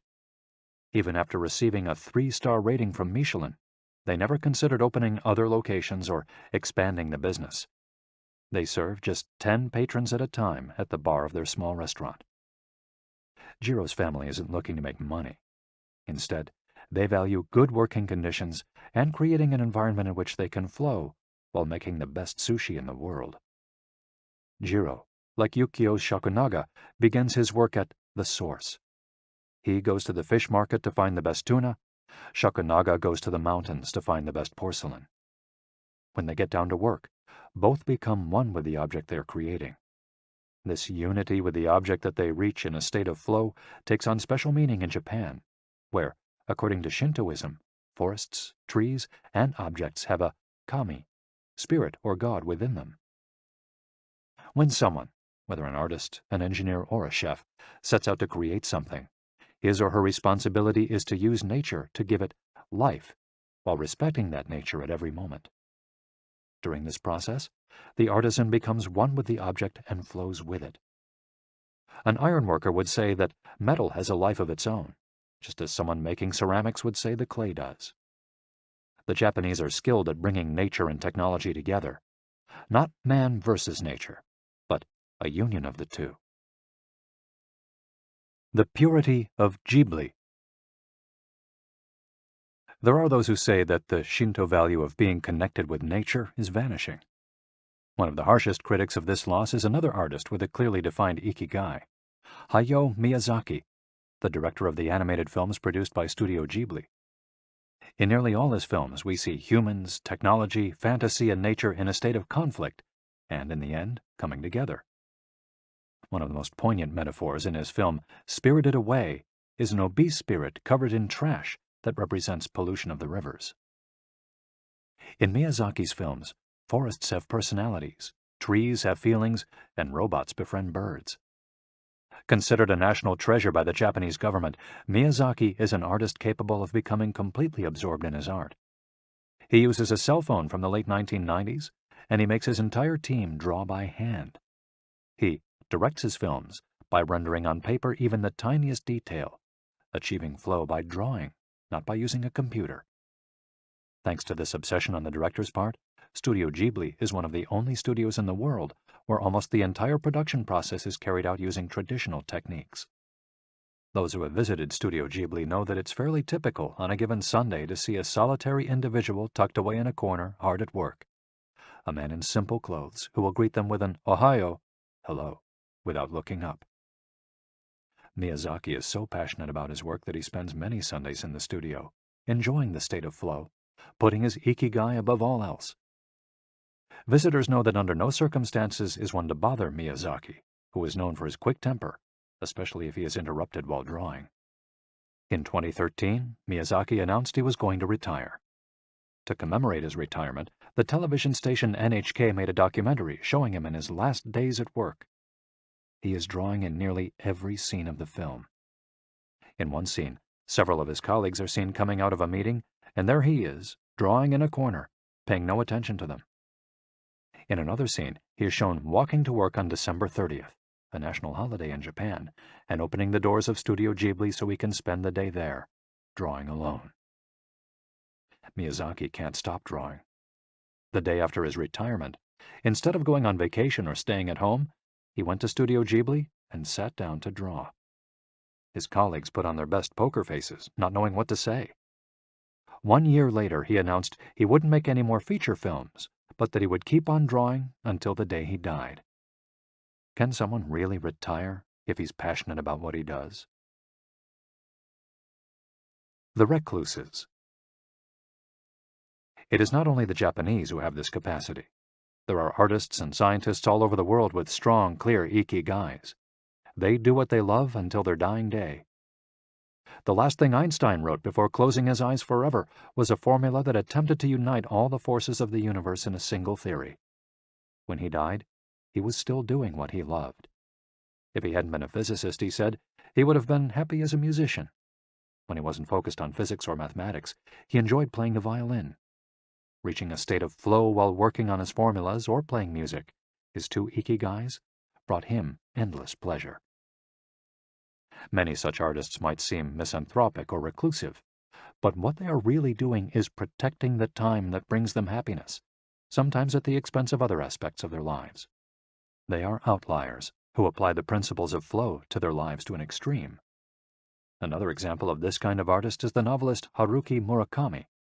He sees only a close circle of friends and appears in public in Japan only once every few years.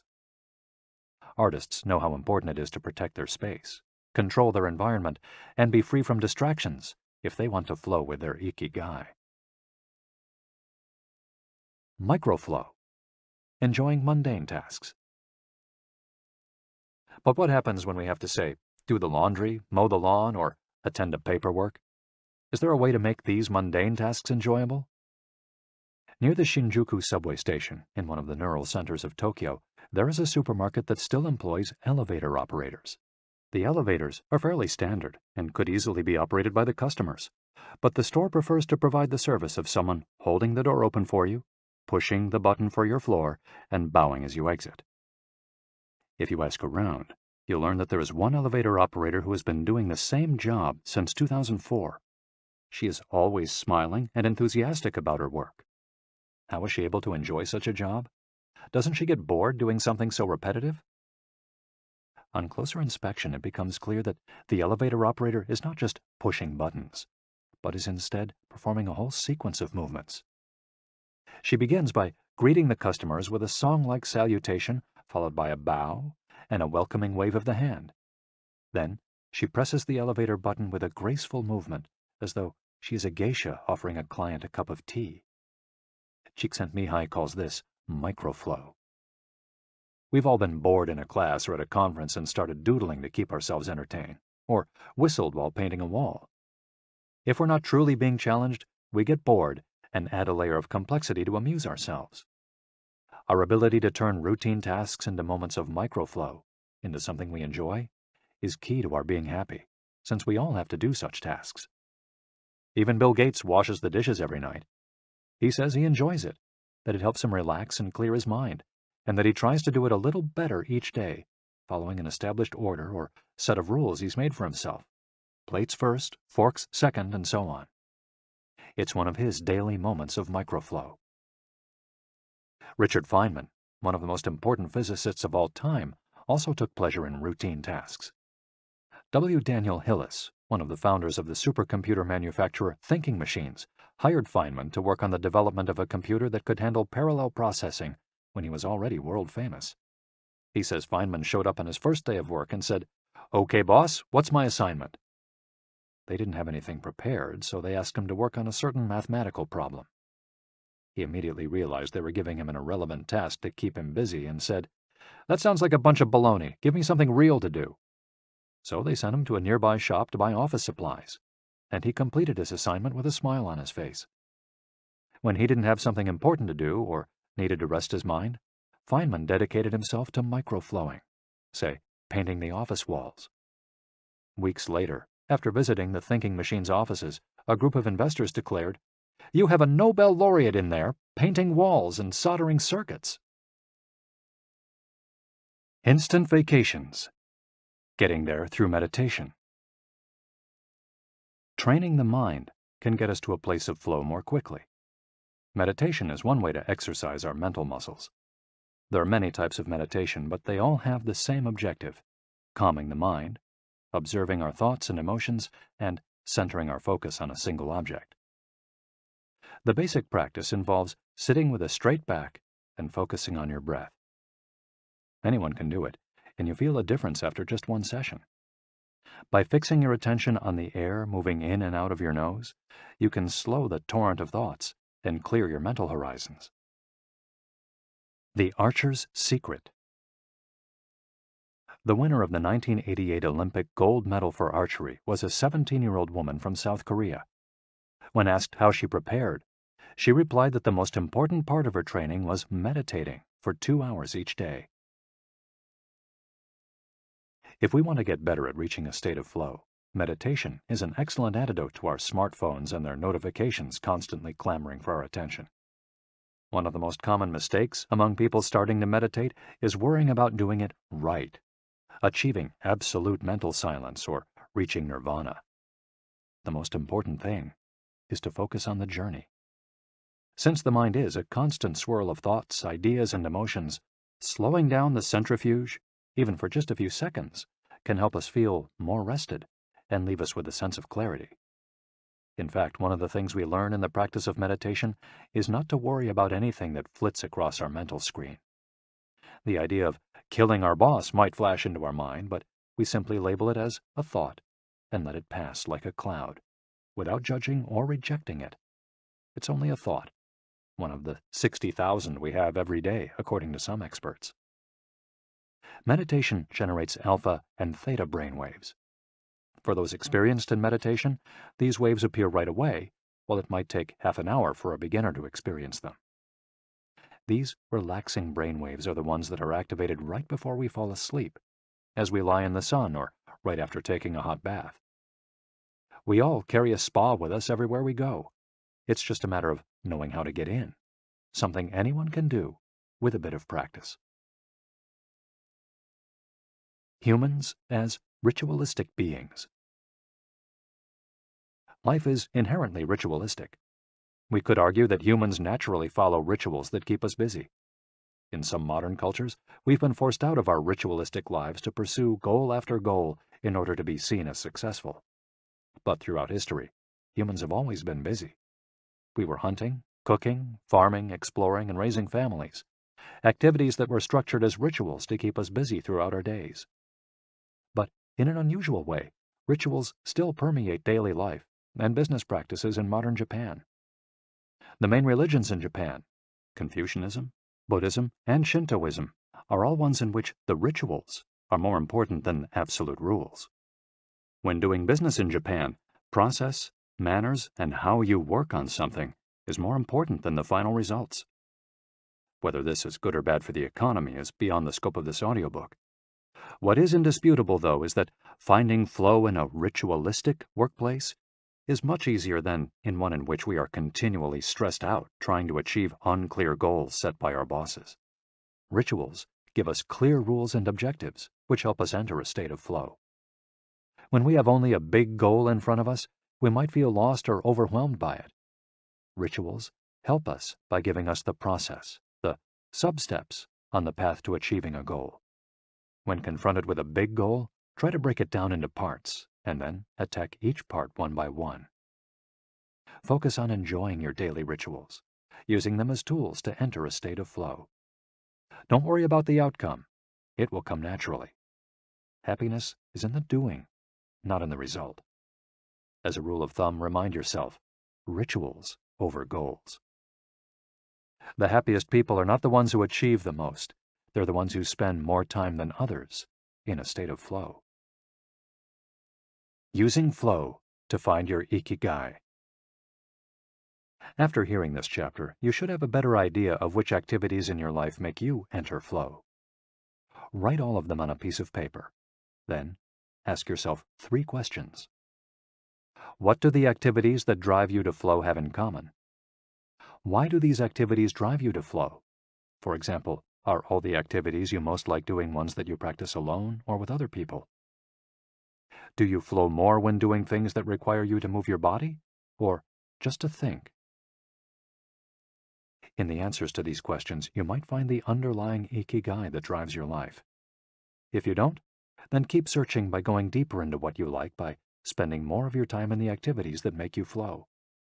Also, try new things that are not on the list of what makes you flow, but that are similar and that you're curious about. For example, if photography is something that drives you into flow, you could also try painting. You might even like it more. Or if you love snowboarding and have never tried surfing, flow is mysterious. It's like a muscle. The more you train it, the more you will flow, and the closer you'll be to your ikigai.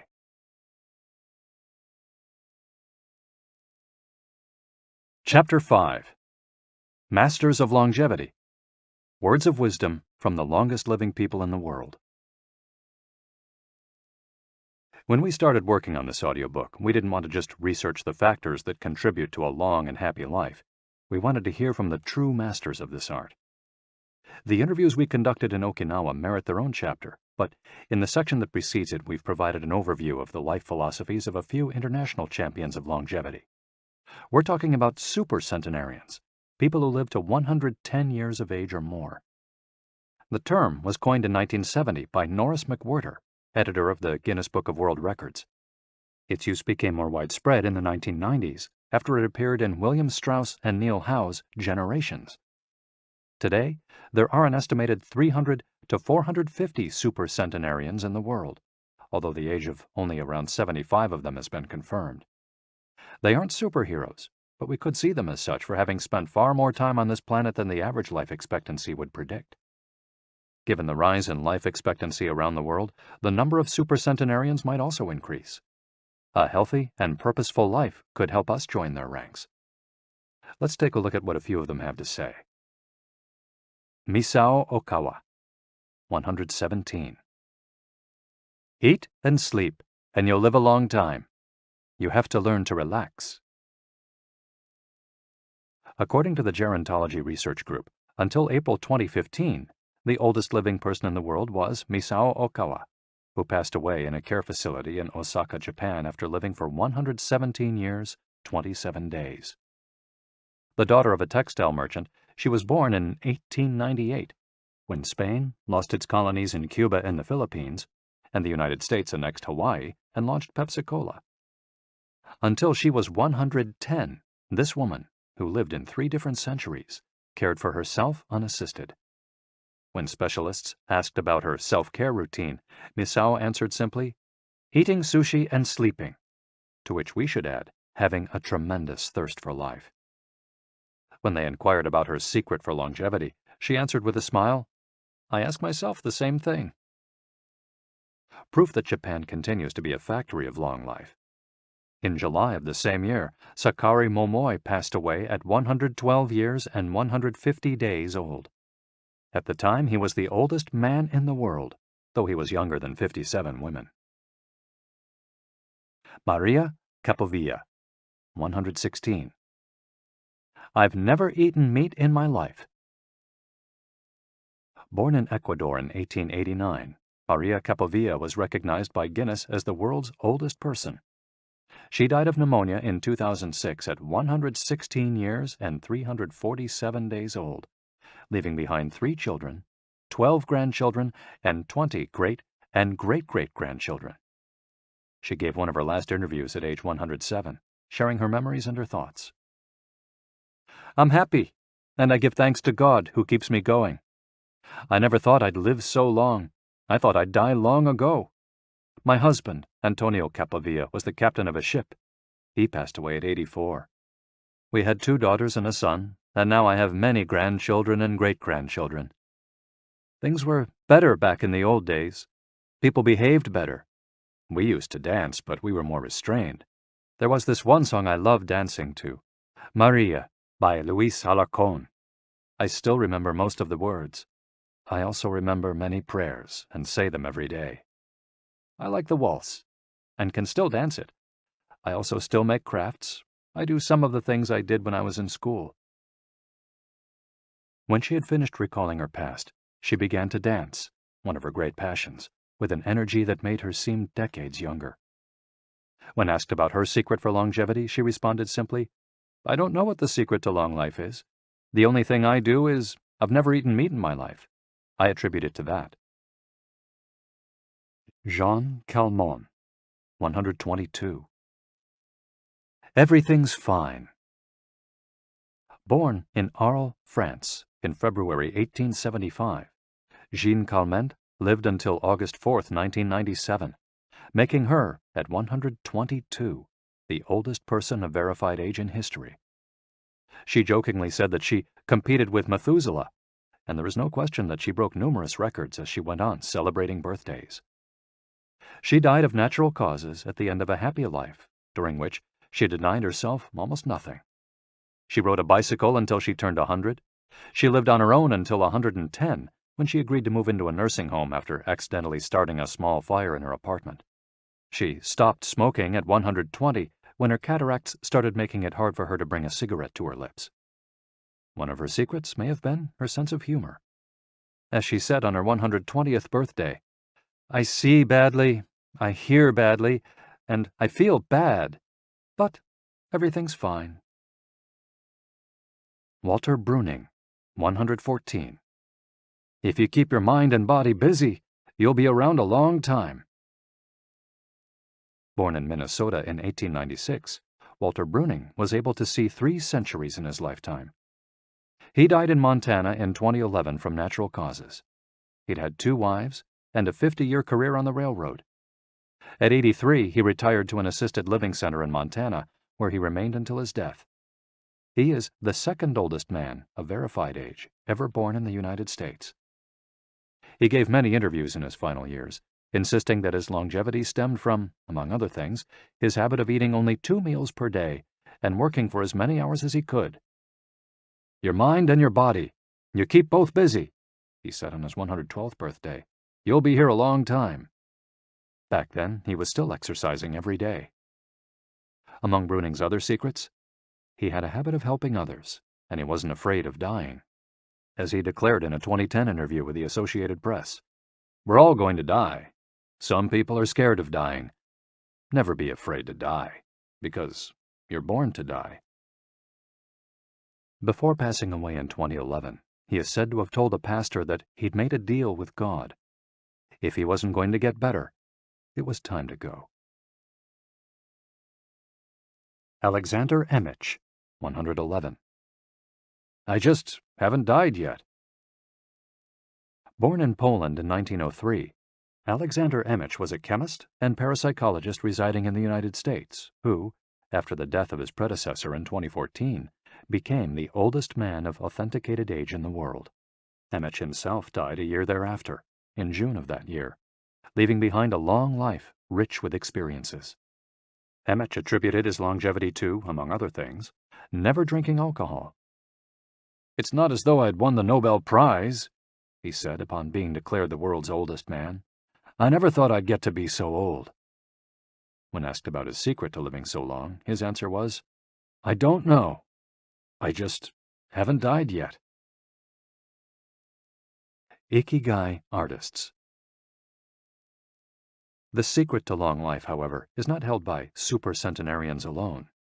There are many people of advanced age who, though they haven't made it into Guinness World Records, offer us inspiration and ideas for bringing energy and meaning to our lives. Artists, for example, who carry the torch of their ikigai instead of retiring, have this power. Art, in all its forms, is an ikigai that can bring happiness and purpose to our days. Enjoying or creating beauty is free, and something all human beings have access to. Hokusai, the Japanese artist who made woodblock prints in the ukiyo-e style and lived for 88 years, from the mid-18th to the mid-19th century, added this postscript to the first edition of his 100 Views of Mount Fuji. "All that I have produced before the age of 70 is not worth being counted. It is at the age of 73 that I have somewhat begun to understand the structure of true nature, of animals and grasses, and trees and birds, and fishes and insects. Consequently, at 80 years of age, I shall have made still more progress. At 90, I hope to have penetrated into the mystery of things. At 100 years of age, I should have reached decidedly a marvelous degree. And when I shall be 110, all that I do, every point and every line, shall be instinct with life." Following is our collection of some of the most inspirational words from artists interviewed by Camille Sweeney for the New York Times. Of those still living, none have retired, and all still enjoy their passion, which they plan to pursue until their final breath, demonstrating that when you have a clear purpose, no one can stop you. The actor Christopher Plummer, still working at 86, reveals a dark desire shared by many who love the profession. "We want to drop dead on stage. That would be a nice, theatrical way to go." Osamu Tezuka, the father of modern Japanese manga, shared this feeling. Before he died in 1989, his last words as he drew one final cartoon were, "Please, just let me work." The 86-year-old filmmaker Frederick Wiseman declared on a stroll through Paris that he likes to work, which is why he does it with such intensity. "Everybody complains about their aches and pains and all that, but my friends are either dead or are still working," he said. Carmen Herrera, a painter who just entered her 100th year, sold her first canvas at 89. Today, her work is in the permanent collections of the Tate Modern and the Museum of Modern Art. When asked how she viewed her future, she responded, "I am always waiting to finish the next thing. Absurd, I know. I go day by day." Never stop learning. You may grow old and trembling in your anatomies. You may lie awake at night listening to the disorder of your veins. You may miss your only love. You may see the world about you devastated by evil lunatics, or know your honor trampled in the sewers of baser minds. There is only one thing for it then: to learn. Learn why the world wags and what wags it. That is the only thing which the mind can never exhaust, never alienate, never be tortured by, never fear or distrust, and never dream of regretting. T.H. White, the once and future king. For his part, naturalist and author Edward O. Wilson asserted, "I feel I have enough experience to join those who are addressing big questions. About 10 years ago, when I began reading and thinking more broadly about the questions of what are we, where did we come from, and where are we going, I was astonished at how little this was being done. Ellsworth Kelly, an artist who passed away in 2015 at the age of 92, assured us that the idea that we lose our faculties with age is, in part, a myth, because instead we develop a greater clarity and capacity for observation. It's one thing about getting older. You see more. Every day, I'm continuing to see new things. That's why there are new paintings. At age 86, the architect Frank Gehry reminds us that some buildings can take 7 years, from the time you're hired until you're finished, a fact that favors a patient attitude with regard to the passage of time. The man responsible for the Guggenheim Museum Bilbao, however, knows how to live in the here and now. You stay in your time. You don't go backward. I think if you relate to the time you're in, you keep your eyes and ears open, read the paper, see what's going on, stay curious about everything, you will automatically be in your time. Longevity in Japan. Because of its robust civil registry, many of those verified as having lived the longest are found in the United States.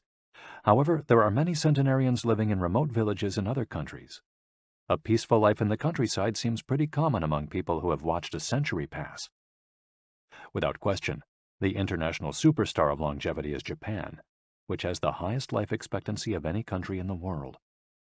In addition to a healthy diet, which we will explore in detail, and an integrated healthcare system in which people go to the doctor for regular checkups to prevent disease, longevity in Japan is closely tied to its culture, as we'll see later on. The sense of community and the fact that Japanese people make an effort to stay active until the very end are key elements of their secret to long life. If you want to stay busy even when there's no need to work, there has to be an IKIGAI on your horizon, a purpose that guides you throughout your life and pushes you to make things of beauty and utility for the community and yourself. Chapter 6. Lessons from Japan's Centenarians. Traditions and Proverbs for Happiness and Longevity. To get to Ogimi, we had to fly nearly 3 hours from Tokyo to Naha, the capital of Okinawa. Several months earlier, we'd contacted the town council of a place known as the Village of Longevity to explain the purpose of our trip and our intention to interview the oldest members of the community. After numerous conversations, we finally got the help we were looking for and were able to rent a house just outside the town. 1 year after starting this project, we found ourselves on the doorstep of some of the longest living people in the world. We realized right away that time seems to have stopped there, as though the entire town were living in an endless here and now. Arriving in Ogimi. After 2 hours on the road from Naha, we're finally able to stop worrying about the traffic. To our left are the sea and an empty stretch of beach. To our right, the mountainous jungle of Okinawa's Yanbaru forests. Once Route 58 passes Nago, where Orion beer, the pride of Okinawa, is made, it skirts the coast until it reaches Ogimi. Every now and then a few little houses and stores crop up in the narrow stretch of land between the road and the base of the mountain. We pass small clusters of houses scattered here and there as we enter the municipality of Ogimi, but the town doesn't really seem to have a center. Our GPS finally guides us to our destination, the Center for the Support and Promotion of Well-Being, housed in an unattractive cinder block building right off the highway. We go in through the back door, where a man named Taira is waiting for us. Beside him is a petite, cheerful woman who introduces herself as Yuki. 2 other women immediately get up from desks and show us to a conference room. They serve us each a cup of green tea and a few shikuwasa, a small citrus fruit that packs a big nutritional punch, as we'll see later on. Taira sits down across from us in his formal suit and opens up a large planner and a 3-ring binder. Yuki sits next to him. The binder contains a list of all the town's residents, organized by age and club, or moai. Taira points out that these groups of people who help one another are characteristic of Ogimi. The moai are not organized around any concrete objective. They function more like a family. Taira also tells us that volunteer work, rather than money, drives much of what happens in Ogimi. Everyone offers to pitch in, and the local government takes care of assigning tasks. This way, everyone can be useful and feels like part of the community. Ogimi is the penultimate town before Cape Hado, the northernmost point of the largest island in the archipelago. From the top of Ogimi's mountains, we're able to look down over the whole town. Almost everything is the green of the Yanbaru jungle, making us wonder where the nearly 3,200 residents are hiding. We can see a few houses, but they're scattered in little clusters near the sea or in small valleys, accessible by side roads. Communal life. We're invited to eat in one of Ogimi's few restaurants, but when we arrive, the only 3 tables are already reserved. "Don't worry, we'll go to Churaumi instead. It never fills up," says Yuki, walking back to the car. She's still driving at age 88 and takes great pride in that. Her co-pilot is 99 and has also decided to spend the day with us. We have to drive fast to keep up with them on a highway that is sometimes more dirt than asphalt. Finally reaching the other end of the jungle, we can at last sit down to eat. "I don't really go to restaurants," Yuki says as we take our seats. "Almost everything I eat comes from my vegetable garden, and I buy my fish from Tanaka, who's been my friend forever." The restaurant is right by the sea and seems like something from the planet Tatooine from Star Wars. The menu boasts in large letters that it serves slow food, prepared with organic vegetables grown in the town. "But really," Yuki continues, "food is the least important thing." She is extroverted and rather pretty. She likes to talk about her role as the director of several associations run by the local government. "Food won't help you live longer," she says, bringing to her lips a bite of the diminutive confection that followed our meal. "The secret is smiling and having a good time." There are no bars and only a few restaurants in Ogimi, but those who live there enjoy a rich social life that revolves around community centers. The town is divided into 17 neighborhoods, and each one has a president and several people in charge of things like culture, festivals, social activities, and longevity. Residents pay close attention to this last category. We're invited to the community center of one of the 17 neighborhoods. It's an old building right next to one of the mountains of the Yanbaru jungle, home to Bunagaya, the town's iconic sprites. The Bunagaya spirits of the Yanbaru jungle. Bunagaya are magical creatures that inhabit the Yanbaru jungle near Ogimi and its surrounding towns. They manifest as children with long red hair and like to hide in the jungle's kajumaru, banyan trees, and go fishing on the beach. Many of Okinawa's stories and fables are about Bunagaya sprites. They're mischievous, playful, and unpredictable. Locals say that the Bunagaya love the mountains, rivers, sea, trees, earth, wind, and animals, and that if you want to befriend them, you have to show respect for nature.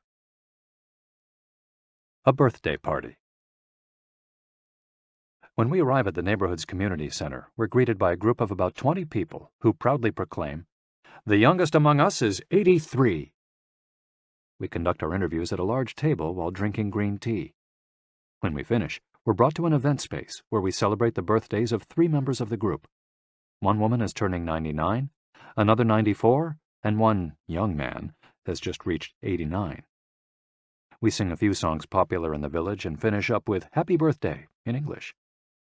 The woman turning 99 blows out the candles and thanks everyone for coming to her party. We eat homemade shikawase cake and end up dancing and celebrating as though it were the birthday of a 20-something. It's the first party, but not the last, that we'll attend during our week in the village. We'll also do karaoke with a group of seniors who sing better than we do, and attend a traditional festival with local bands, dancers, and food stands at the foot of a mountain. Celebrate each day together. Celebrations seem to be an essential part of life in Ogimi. We're invited to watch a game of gate ball, one of the most popular sports among Okinawa's older residents.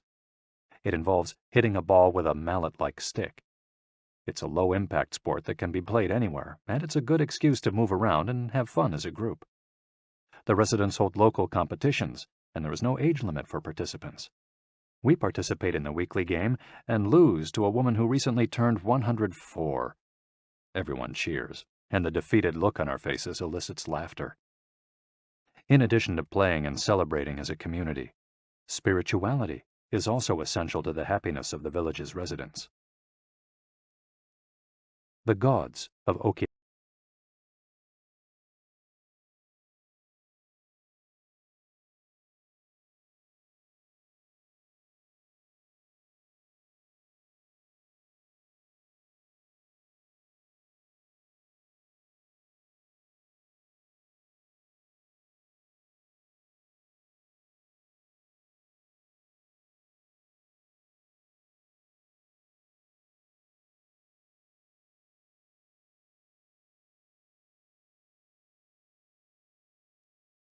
The main religion in Okinawa is known as Ryukyu Shinto.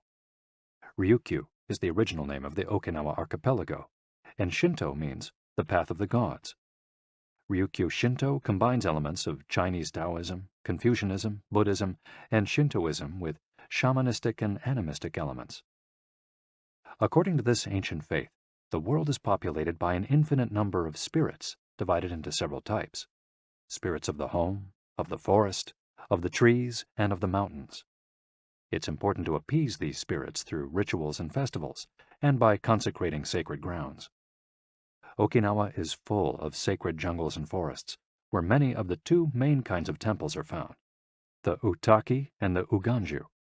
We visited an Uganju, or small open-air temple, adorned with incense and coins, next to a waterfall in Ogimi. The Utaki is a collection of stones where people go to pray and where, supposedly, spirits gather. In Okinawa's religious practice, women are considered spiritually superior to men, whereas the opposite is true of traditional Shintoism in the rest of Japan. Yuta are women chosen as mediums by their communities to make contact with the spirit realm through traditional rites. Ancestor worship is another important feature of spiritual practice in Okinawa, and in Japan in general.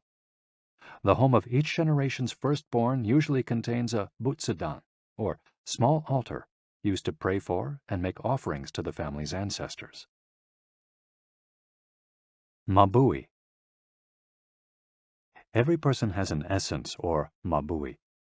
This mabui is our spirit and the source of our life force. It is immortal and makes us who we are.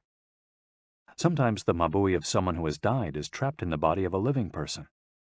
This situation requires a separation ritual to free the mabui of the deceased. It often happens when a person dies suddenly, especially at a young age, and his or her mabui does not want to move on to the realm of the dead. A mabui can also be passed from person to person by physical contact. A grandmother who leaves her granddaughter a ring transfers a part of her mabui to her. Photographs can also be a medium for passing mabui among people. The older, the stronger. Looking back, our days in Ogimi were intense but relaxed, sort of like the lifestyle of the locals, who always seemed to be busy with important tasks, but who, upon closer inspection, did everything with a sense of calm. They were always pursuing their IKIGAI, but they were never in a rush. Not only did they seem to be happily busy, but we also noticed that they followed the other principles for happiness that Washington Burnap stated 200 years ago. The grand essentials to happiness in this life are something to do, something to love, and something to hope for. On our last day, we went to buy gifts at a small market at the edge of town. The only things sold there are local vegetables, green tea, and shikawasa juice, along with bottles of water from a spring hidden in the Yanburu forests, bearing labels that read, "Longevity Water." We bought ourselves some of this longevity water and drank it in the parking lot, looking out over the sea and hoping that the little bottles that promised a magic elixir would bring us health and long life, and would help us find our own ikigai. Then we took a photo with a statue of Abunagaya and walked up to it one last time to read the inscription. A declaration from the town where people live longest. At 80, I am still a child. When I come to see you at 90, send me away to wait until I am 100. The older, the stronger. Let us not depend too much on our children as we age. If you seek long life and health, you are welcome in our village, where you will be blessed by nature, and together we will discover the secret to longevity. April 23, 1993, Ogimi Federation of Senior Citizens Clubs. The interviews. Over the course of a week, we conducted a total of 100 interviews, asking the eldest members of the community about their life philosophy, their ikigai, and the secrets to longevity. We filmed these conversations with 2 cameras for use in a little documentary, and chose a few especially meaningful and inspiring statements to include in this section of the audiobook. 1. Don't worry.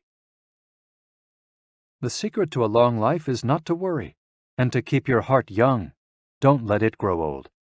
Open your heart to people with a nice smile on your face. If you smile and open your heart, your grandchildren and everyone else will want to see you. The best way to avoid anxiety is to go out in the street and say hello to people. I do it every day. I go out there and say hello and see you later. Then I go home and care for my vegetable garden. In the afternoon, I spend time with friends. Here, everyone gets along. We try not to cause problems. Spending time together and having fun is the only thing that matters. 2. Cultivate good habits. I feel joy every morning waking up at 6 and opening the curtains to look out at my garden where I grow my own vegetables. I go right outside to check on my tomatoes, my mandarin oranges. I love the sight of them. It relaxes me. After an hour in the garden, I go back inside and make breakfast. I plant my own vegetables and cook them myself. That's my ikigai. The key to staying sharp in old age is in your fingers. From your fingers to your brain and back again. If you keep your fingers busy, you'll live to see 100. I get up at 4 every day. I set my alarm for that time, have a cup of coffee, and do a little exercise, lifting my arms. That gives me energy for the rest of the day. I eat a bit of everything. I think that's the secret. I like variety in what I eat. I think it tastes better. Working. If you don't work, your body breaks down. When I wake up, I go to the butsudan and light incense. You have to keep your ancestors in mind. It's the first thing I do every morning. I wake up every day at the same time, early, and spend the morning in my vegetable garden. I go dancing with my friends once a week. I do exercise every day, and every morning I go for a little walk. I never forget to do my taiso exercises when I get up. Eating vegetables, it helps you live longer. To live a long time, you need to do 3 things. Exercise to stay healthy, eat well, and spend time with people. 3. Nurture your friendships every day. Getting together with my friends is my most important ikigai. We all get together here and talk. It's very important. I always know I'll see them all here tomorrow, and that's one of my favorite things in life. My main hobby is getting together with friends and neighbors. Talking each day with the people you love, that's the secret to a long life. I say hello and see you later to the children on their way to school and wave at everyone who goes by me in their car. Drive safely, I say. Between 7:20 a.m. and 8:15 a.m., I'm outside on my feet the whole time, saying hello to people. Once everyone's gone, I go back inside. Chatting and drinking tea with my neighbors, that's the best thing in life. And singing together. I wake up at 5 every morning, leave the house, and walk to the sea. Then I go to a friend's house and we have tea together. That's the secret to a long life, getting together with people and going from place to place. 4. Live an unhurried life. My secret to a long life is always saying to myself, slow down and relax. You live much longer if you're not in a hurry. I make things with wicker. That's my ikigai. The first thing I do when I wake up is pray. Then I do my exercises and eat breakfast. At 7, I calmly start working on my wicker. When I get tired at 5, I go visit my friends. Doing many different things every day. Always staying busy but doing one thing at a time without getting overwhelmed. The secret to long life is going to bed early, waking up early, and going for a walk. Living peacefully and enjoying the little things. Getting along with your friends. Spring, summer, fall, winter. Enjoying each season happily. 5. Be optimistic. Every day I say to myself, today will be full of health and energy. Live it to the fullest. I'm 98, but consider myself young. I still have so much to do. Laugh. Laughter is the most important thing. I laugh wherever I go. I'm going to live to be 100. Of course I am. It's a huge motivation for me. Dancing and singing with your grandchildren is the best thing in life. I feel very fortunate to have been born here. I give thanks for it every day. The most important thing in Ogimi, in life, is to keep smiling. I do volunteer work to give back to the village a bit of what it has given to me. For example, I use my car to help friends get to the hospital. There's no secret to it. The trick is just to live. Keys to the Ogimi lifestyle. 100% of the people we interviewed keep a vegetable garden, and most of them also have fields of tea, mangoes, shikawasa, and so on. All belong to some form of neighborhood association where they feel cared for as though by family. They celebrate all the time, even little things. Music, song, and dance are essential parts of daily life.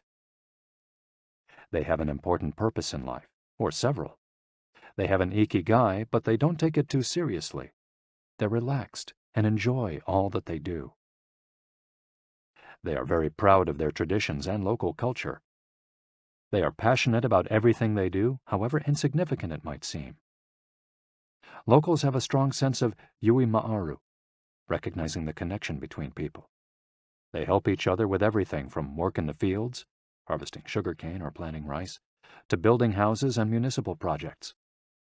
Our friend Miyagi, who ate dinner with us on our last night in town, told us that he was building a new home with the help of all his friends, and that we could stay there the next time we were in Ogimi.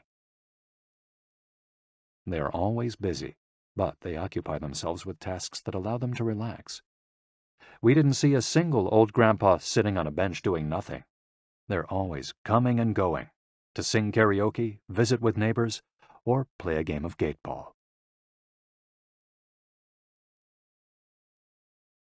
Chapter 7. The Ikigai Diet. What the world's longest living people eat and drink. According to the World Health Organization, Japan has the highest life expectancy in the world, 85 years for men and 87.3 years for women. Moreover, it has the highest ratio of centenarians in the world, more than 520 for every million people, as of September 2016. While life expectancy in Japan is high overall, Okinawa exceeds the national average. Okinawa is one of the areas in Japan that were most affected by World War II. As a result not only of conflicts on the battlefield, but also of hunger and a lack of resources once the war ended, the average life expectancy was not very high during the 1940s and 1950s. As Okinawans recovered from the destruction, however, they came to be some of the country's longest living citizens. What secrets to long life do the Japanese hold? What is it about Okinawa that makes it the best of the best in terms of life expectancy? Experts point out that, for one thing, Okinawa is the only province in Japan without trains. Its residents have to walk or cycle when not driving. It's also the only province that has managed to follow the Japanese government's recommendation of eating less than 10 grams of salt per day. Okinawa's Miracle Diet. The mortality rate from cardiovascular disease in Okinawa is the lowest in Japan, and diet almost certainly has a lot to do with this. It's no coincidence that the Okinawa diet is so often discussed around the world at panels on nutrition. The most concrete and widely cited data on diet in Okinawa came from studies by Makoto Suzuki, a cardiologist at the University of Ryukyus, who has published more than 700 scientific articles on nutrition and aging in Okinawa since 1970. Bradley J. Wilcox and D. Craig Wilcox joined Makoto Suzuki's research team and published a book considered the Bible on the subject, The Okinawa Program. They reached the following conclusions. Locals eat a wide variety of foods, especially vegetables. Variety seems to be key. A study of Okinawa's centenarians showed that they ate 206 different foods, including spices, on a regular basis. They ate an average of 18 different foods each day, a striking contrast to the nutritional poverty of our fast food culture. They eat at least 5 servings of fruits and vegetables every day. At least 7 types of fruits and vegetables are consumed by Okinawans on a daily basis. The easiest way to check if there's enough variety on your table is to make sure you're eating the rainbow. A table featuring red peppers, carrots, spinach, cauliflower, and eggplant, for example, offers great color and variety. Vegetables, potatoes, legumes, and soy products, such as tofu, are the staples of an Okinawan's diet. More than 30% of their daily calories come from vegetables. Grains are the foundation of their diet. Japanese people eat white rice every day, sometimes adding noodles. Rice is the primary food in Okinawa as well. They rarely eat sugar. And if they do, it's cane sugar. We drove through several sugarcane fields every morning on our way to Ogimi, and even drank a glass of cane juice at Nakijin Castle. Beside the stall selling the juice was a sign describing the anti-carcinogenic benefits of sugarcane. In addition to these basic dietary principles, Okinawans eat fish an average of 3 times per week. Unlike in other parts of Japan, the most frequently consumed meat is pork, though locals eat it only once or twice per week. Along these lines, Makoto Suzuki's studies indicate the following. Okinawans consume, in general, 1/3 as much sugar as the rest of Japan's population, which means that sweets and chocolate are much less a part of their diet. They also eat practically half as much salt as the rest of Japan, 7 grams per day compared to an average of 12. They consume fewer calories, an average of 1,785 per day compared to 2,068 in the rest of Japan. In fact, low caloric intake is common among the 5 blue zones. Hara Hachi-bu. This brings us back to the 80% rule we mentioned in the first chapter, a concept known in Japanese as Hara Hachi-bu. It's easy to do. When you notice you're almost full but could have a little more, just stop eating. One easy way to start applying the concept of Hara Hachi-bu is to skip dessert, or to reduce portion size. The idea is to still be a little bit hungry when you finish. This is why portion size tends to be much smaller in Japan than in the West. Food isn't served as appetizers, main courses, and dessert. Instead, it's much more common to see everything presented at once on small plates. One with rice, another with vegetables, a bowl of miso soup, and something to snack on. Serving food on many small plates makes it easier to avoid eating too much and facilitates the varied diet discussed at the beginning of this chapter. Hara Hachi-bu is an ancient practice. The 12th century book on Zen Buddhism, Zazen Youjinki, recommends eating 2/3 as much as you might want to. Eating less than one might want is common among all Buddhist temples in the East. Perhaps Buddhism recognized the benefits of limiting caloric intake more than 9 centuries ago. So, eat less to live longer? Few would challenge this idea. Without taking it to the extreme of malnutrition, of course, eating fewer calories than our bodies ask for seems to increase longevity.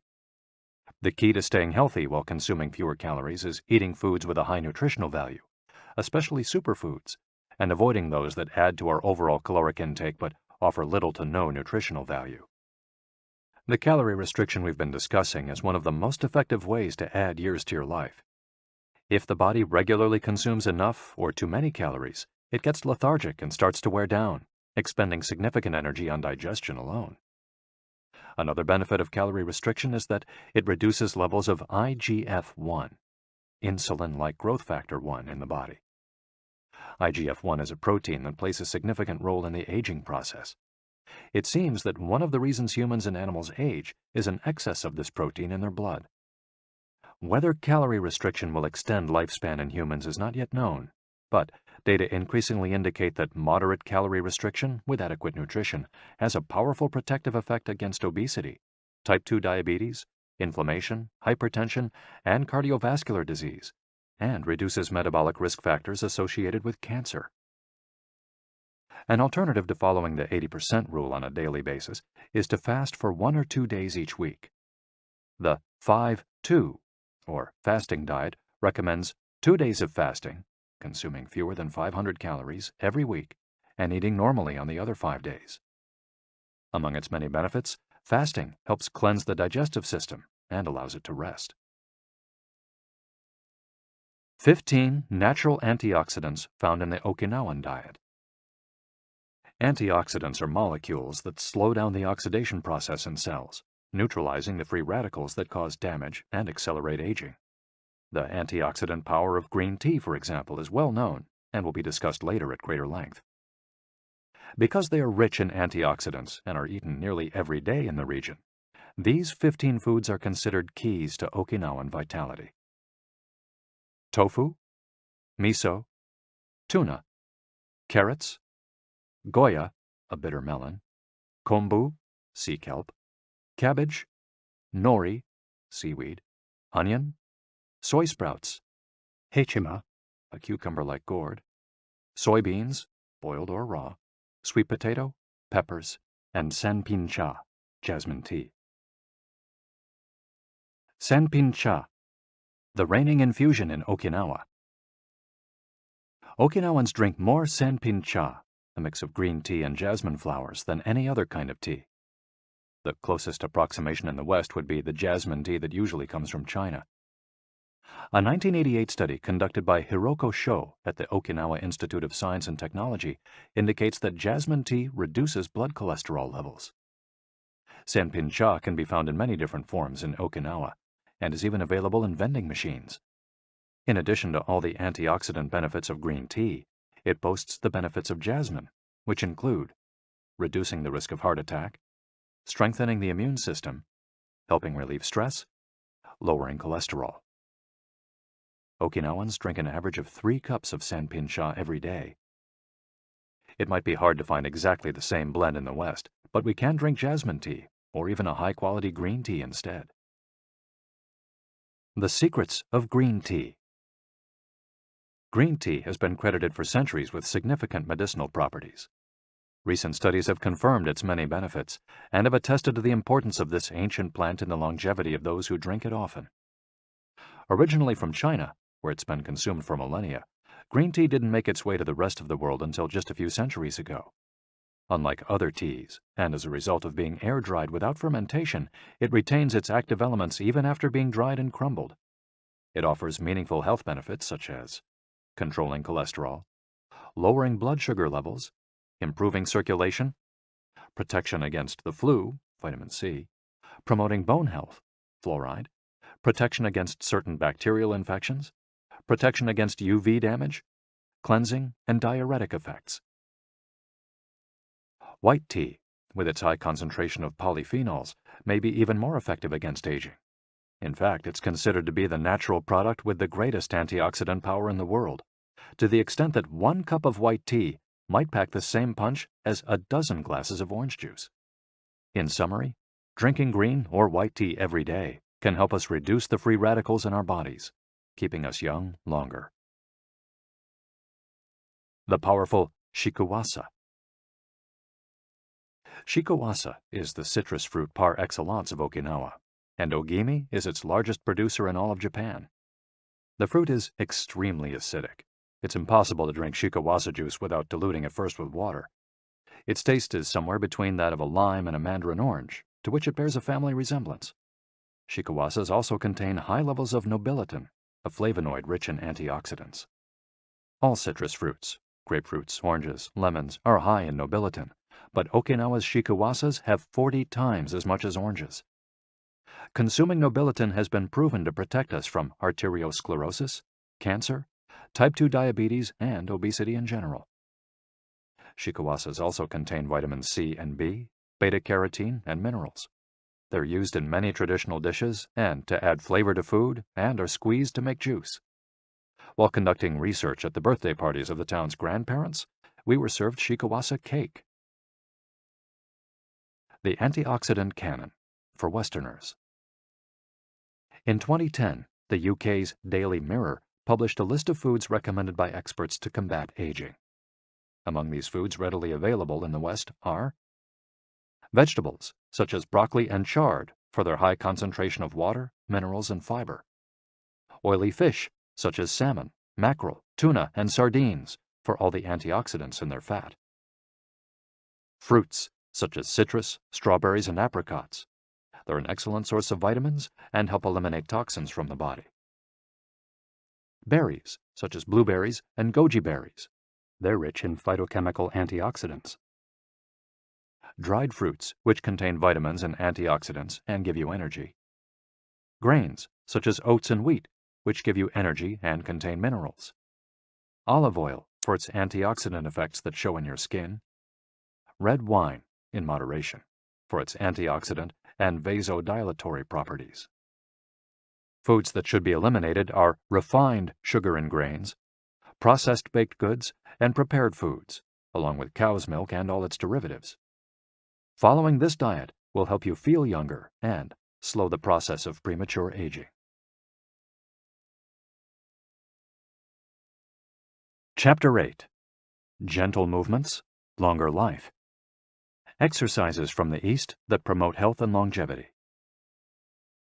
Studies from the Blue Zone suggest that the people who live the longest are not the ones who do the most exercise, but rather the ones who move the most. When we visited Ogimi, the village of longevity, we discovered that even people over 80 and 90 years old are still highly active. They don't stay at home looking out the window or reading the newspaper. Ogimi's residents walk a lot, do karaoke with their neighbors, get up early in the morning, and as soon as they've had breakfast, or even before, head outside to weed their gardens. They don't go to the gym or exercise intensely, but they almost never stop moving in the course of their daily routines. As easy as getting out of your chair. Metabolism slows down 90% after 30 minutes of sitting. The enzymes that move the bad fat from your arteries to your muscles, where it can get burned off, slow down. And after 2 hours, good cholesterol drops 20%. Just getting up for 5 minutes is going to get things going again. These things are so simple they're almost stupid, says Gavin Bradley in a 2015 interview with Bridget Schulte for The Washington Post. Bradley is one of the preeminent experts on the subject, and the director of an international organization dedicated to building awareness of how detrimental sitting all the time can be to our health. If we live in a city, we might find it hard to move in natural and healthy ways every day, but we can turn to exercises that have proven for centuries to be good for the body. The Eastern disciplines for bringing body, mind, and soul into balance have become quite popular in the West, but in their countries of origin, they've been used for ages to promote health.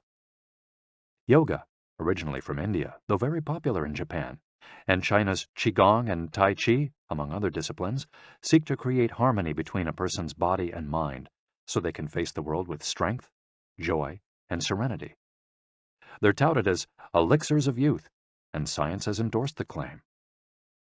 These gentle exercises offer extraordinary health benefits and are particularly appropriate for older individuals who have a harder time staying fit. Tai Chi has been shown, among other things, to slow the development of osteoporosis and Parkinson's disease, to increase circulation, and to improve muscle tone and flexibility.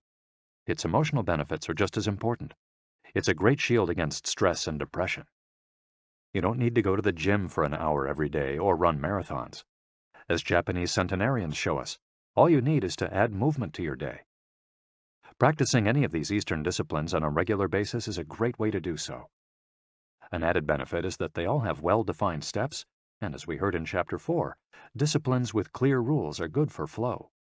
If you don't like any of these disciplines, feel free to choose a practice that you love and that makes you move. Following, we'll take a look at some of the practices that promote health and longevity. But first, a little appetizer, a singularly Japanese exercise for starting your day. Radio Taiso. This morning warm-up has been around since before World War II. The radio part of its name is from when the instructions for each exercise were transmitted over the radio, but today people usually do these movements while tuned to a television channel or internet video demonstrating the steps. One of the main purposes of doing radio Taiso is to promote a spirit of unity among participants. The exercises are always done in groups, usually in schools before the start of classes, and in businesses before the workday begins. Statistics show that 30% of Japanese practice radio taiso for a few minutes every morning. But radio taiso is one thing that almost everyone we interviewed in Ogimi had in common. Even the residents of the nursing home we visited dedicated at least 5 minutes every day to doing it, though some did the exercises from their wheelchairs. We joined them on their daily practice, and we felt refreshed for the rest of the day. When these exercises are done in a group, it's usually on a sports field or in a large reception hall, and typically involves some kind of loudspeaker. The exercises take 5 or 10 minutes, depending on whether you do all or only some of them. They focus on dynamic stretching and increasing joint mobility. One of the most iconic radio taiso exercises consists of simply raising your arms above your head and then bringing them down in a circular motion. It's a tool to wake up the body, an easy mobility workout that is low in intensity and that focuses on exercising as many joints as possible. It might seem basic, but in our modern lives, we can spend days without raising our arms above our ears. Think about it. Our arms are down when using computers, when using smartphones, when reading books. One of the few times we raise our hands over our heads is when reaching for something in a cupboard or closet, while our ancestors were raising their hands over their heads all the time when gathering things from trees. Radio taiso helps us to practice all the basic movements of the body. Yoga. Popular in Japan as well as in the West, yoga can be done by almost anyone. Some of its poses have even been adapted for pregnant women and practitioners with physical disabilities. Yoga comes from India, where it was developed millennia ago to unite our mental and physical elements. The word yoga itself comes from the Sanskrit term for yoke, which refers to the crosspiece that binds draft animals to one another and to the cart they're pulling. Yoga strives to unite body and mind in the same way, guiding us toward a healthy lifestyle in harmony with the world around us. The main objectives of yoga are to bring us closer to our human nature, mental and physical purification, to bring us closer to the divine. Styles of yoga. Though all are oriented towards similar goals, there are many different types of yoga that vary according to the traditions and texts from which they were developed. The differences among them lie, as the masters say, in the path taken to the summit of our best self. Jnana Yoga. The yoga of wisdom, the search for discipline and mental growth. Karma Yoga focuses on action, on tasks and duties that benefit oneself and one's community. Bhakti Yoga, the yoga of devotion and surrender to the divine. Mantra Yoga focuses on the recitation of mantras to reach a state of relaxation. Kundalini Yoga combines diverse steps to reach the desired mental state. Raja Yoga, also known as the royal path, encompasses a range of steps geared toward achieving communion with oneself and others. Hatha Yoga, the most widespread form in the West and Japan, characterized by asanas or poses combined in a quest for balance. How to do a sun salutation. The sun salutation is one of the most iconic exercises in Hatha Yoga. To do it, you simply have to follow these 12 basic movements. 1. With your feet together, stand up straight, but keep your muscles relaxed. Exhale. 2. Place the palms of your hands together in front of your chest. From this position, inhale as you raise your arms above your head and bend backwards slightly. 3. Exhale as you bend forward until you touch the ground with the palms of your hands, without bending your knees. 4. Stretch one leg back to touch the floor with the tips of your toes. Inhale. 5. Bring the other leg back, keeping your legs and arms straight as you hold your breath. 6. As you exhale, bend your arms and bring your chest to the ground, and then forward, resting your knees on the ground. 7. Straighten your arms and bend your spine back, keeping the lower half of your body on the ground. Inhale. 8. With your hands and feet on the ground, lift your hips until your arms and legs are straight and your body forms an upside-down V. Exhale throughout the movement. 9. Bring forward the same leg you'd stretched back earlier and bend it, so that your knee and foot are aligned under your head and between your hands. Inhale. 10. Exhale as you bring your back foot forward and straighten your legs, keeping your hands on the ground as in posture 3. 11. Bring your arms above your head with your palms together and bend backwards slightly as you did in posture 2 while you inhale. 12. Lower your arms to their initial position in mountain pose while you exhale. You've just greeted the sun. Now you're ready to have a fantastic day. Tai Chi. Also known as Tai Chi Chuan, Tai Chi is a Chinese martial art that can be traced back hundreds of years to Buddhism and Confucianism. It's very popular in Japan, too. According to Chinese tradition, it was created by the Taoist master and martial arts practitioner Zhang Sanfeng, though it was Yang Luchan who in the 19th century brought the form to the rest of the world. Tai Chi was originally a neijia, or internal martial art, meaning its goal was personal growth. Focused on self-defense, it teaches those who practice it to defeat their adversaries by using the least amount of force possible and by relying on agility. Tai Chi, which was also seen as a means of healing body and mind, would go on to be used more frequently to foster health and inner peace. To encourage its citizens to be more active, the Chinese government promoted it as an exercise, and it lost its original connection to martial arts, becoming instead a source of health and well-being, accessible to all. Styles of Tai Chi. There are different schools and styles of Tai Chi. The following are the best known. Chen style alternates between slow movements and explosive ones. Yang style, the most widespread of the forms, characterized by slow, fluid movements. Wu style utilizes small, slow, deliberate movements. Hao style, centered on internal movements, with almost microscopic external movements, one of the least practiced forms of Tai Chi, even in China. Despite their differences, these styles all have the same objectives.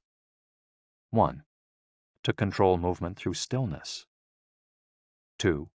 To overcome force through finesse. 3. To move second and arrive first. 4. To know yourself and your opponent. The 10 basic principles of Tai Chi. According to the master Yang Cheng-Fu, the correct practice of Tai Chi follows 10 basic principles. 1. Elevate the crown of your head and focus all your energy there. 2. Tighten your chest and expand your back to lighten your lower body. 3. Relax your waist and let it guide your body. 4. Learn to differentiate between heaviness and lightness, knowing how your weight is distributed. 5. Relax the shoulders to allow free movement of the arms and promote the flow of energy. 6. Value the agility of the mind over the strength of the body. 7. Unify the upper and lower body so they act in concert. 8. Unify the internal and the external to synchronize mind, body, and breath. 9. Do not break the flow of your movement. Maintain fluidity and harmony. 10. Look for stillness in movement. An active body leads to a calm mind. Imitating clouds. One of the best-known movements in Tai Chi consists of following the form of clouds in an exercise called wave hands like clouds. Here are the steps. 1. Extend your arms in front of you with your palms down. 2. Turn your palms to face in, as though you were hugging a tree trunk. 3. Open your arms out to the side. 4. Bring the left arm up and center, and the right arm down and center. 5. Trace the shape of a ball in front of your body. 6. Turn your left palm toward your face. 7. Shift your weight to your left foot and pivot from your hip toward that side while your eyes follow the movement of your hand. 8. Bring your left hand to your waist and your right hand in front of your face. 9. Shift your weight to your right foot. 10. Pivot toward your right, looking at your raised right hand the entire time. 11. Repeat this movement fluidly, shifting your weight from one foot to the other as you reposition your hands. 12. Stretch your arms out in front of you again and bring them down slowly, returning to your initial position. Qigong, also known as Qi Kung. Its name combines Qi, life force or energy, and Gong, work, indicating that the form works with the individual's life force. Though relatively modern, especially under its current name, the art of Qigong is based on the Tao Yin, an ancient art meant to foster mental and physical well-being. The practice began to appear in reports on training in martial arts at the beginning of the 20th century, and by the 1930s was being used in hospitals. The Chinese government later popularized it, as it had done with Tai Chi. Qigong involves static and dynamic physical exercises that stimulate respiration in a standing, seated, or reclined position. There are many different styles of Qigong, but all of them seek to strengthen and regenerate Qi. Though its movements are typically gentle, the practice is intense. Benefits of Qigong. According to numerous international scientific studies, Qigong, like Tai Chi and yoga, offers significant health benefits. The following stand out among those proven through scientific research, as observed by Dr. Kenneth M. Sancer of San Francisco's Qigong Institute in his article, Medicinal Applications of Qigong. Modification of brainwaves. Improved balance of sex hormones. Lower mortality rate from heart attacks. Lower blood pressure in patients with hypertension. Greater bone density. Better circulation.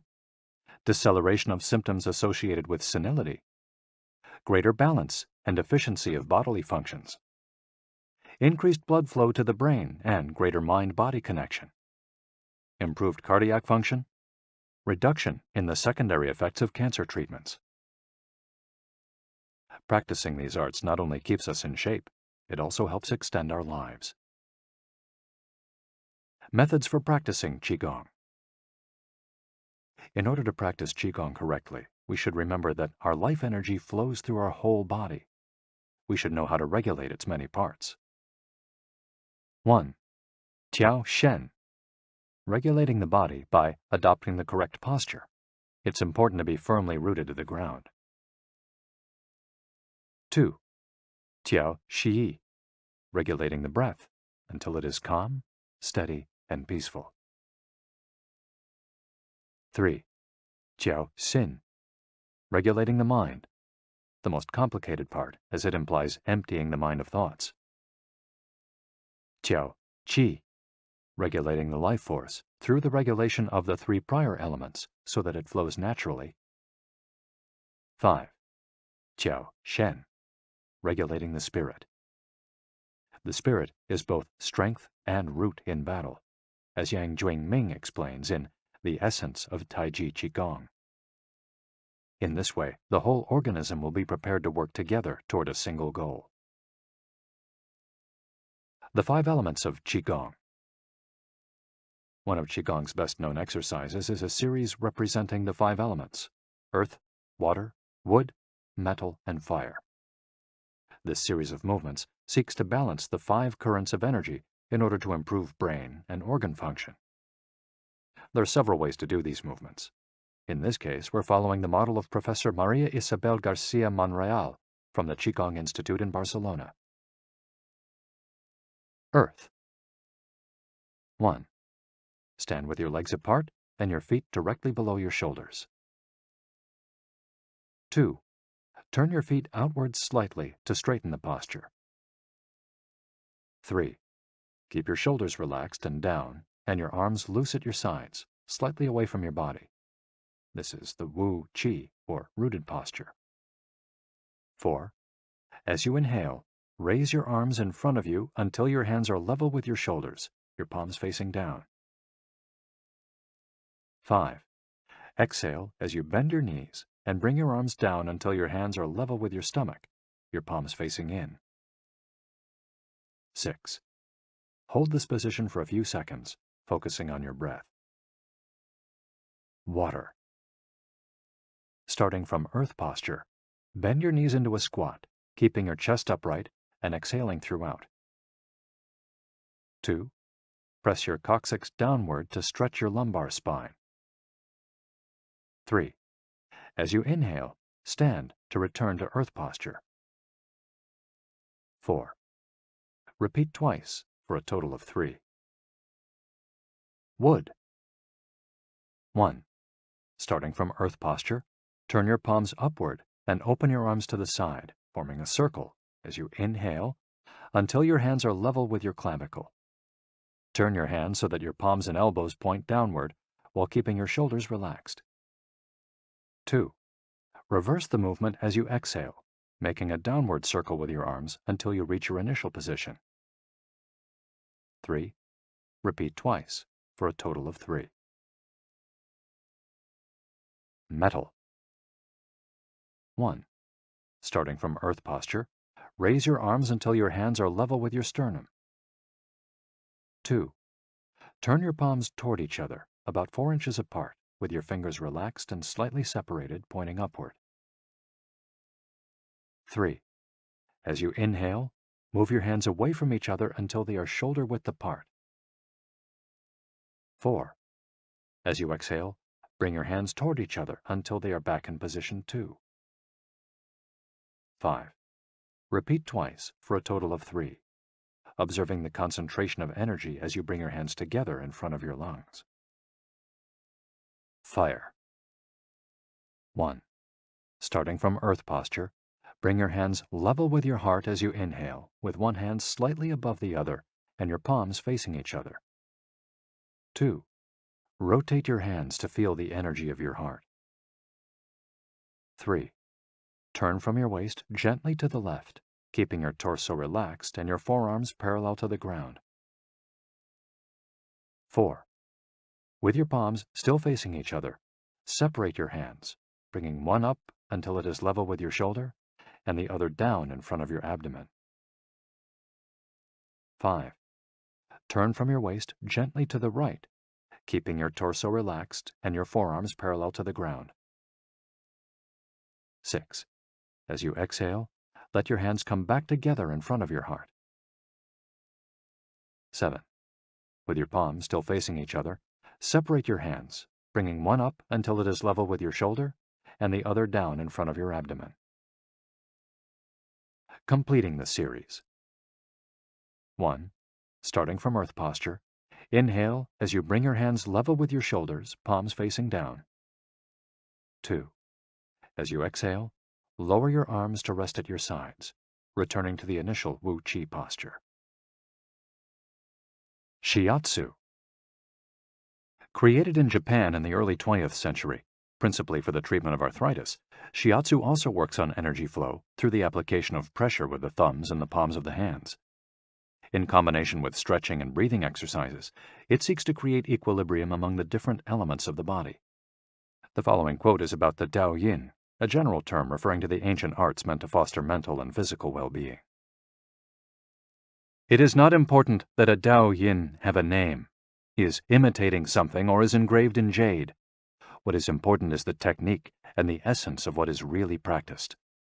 Stretching and contracting, bending and lifting of the head, stepping, lying down, resting or standing, walking or stepping slowly, screaming or breathing, everything can be a Dao Yin. Ge Hong. Breathe better. Live longer.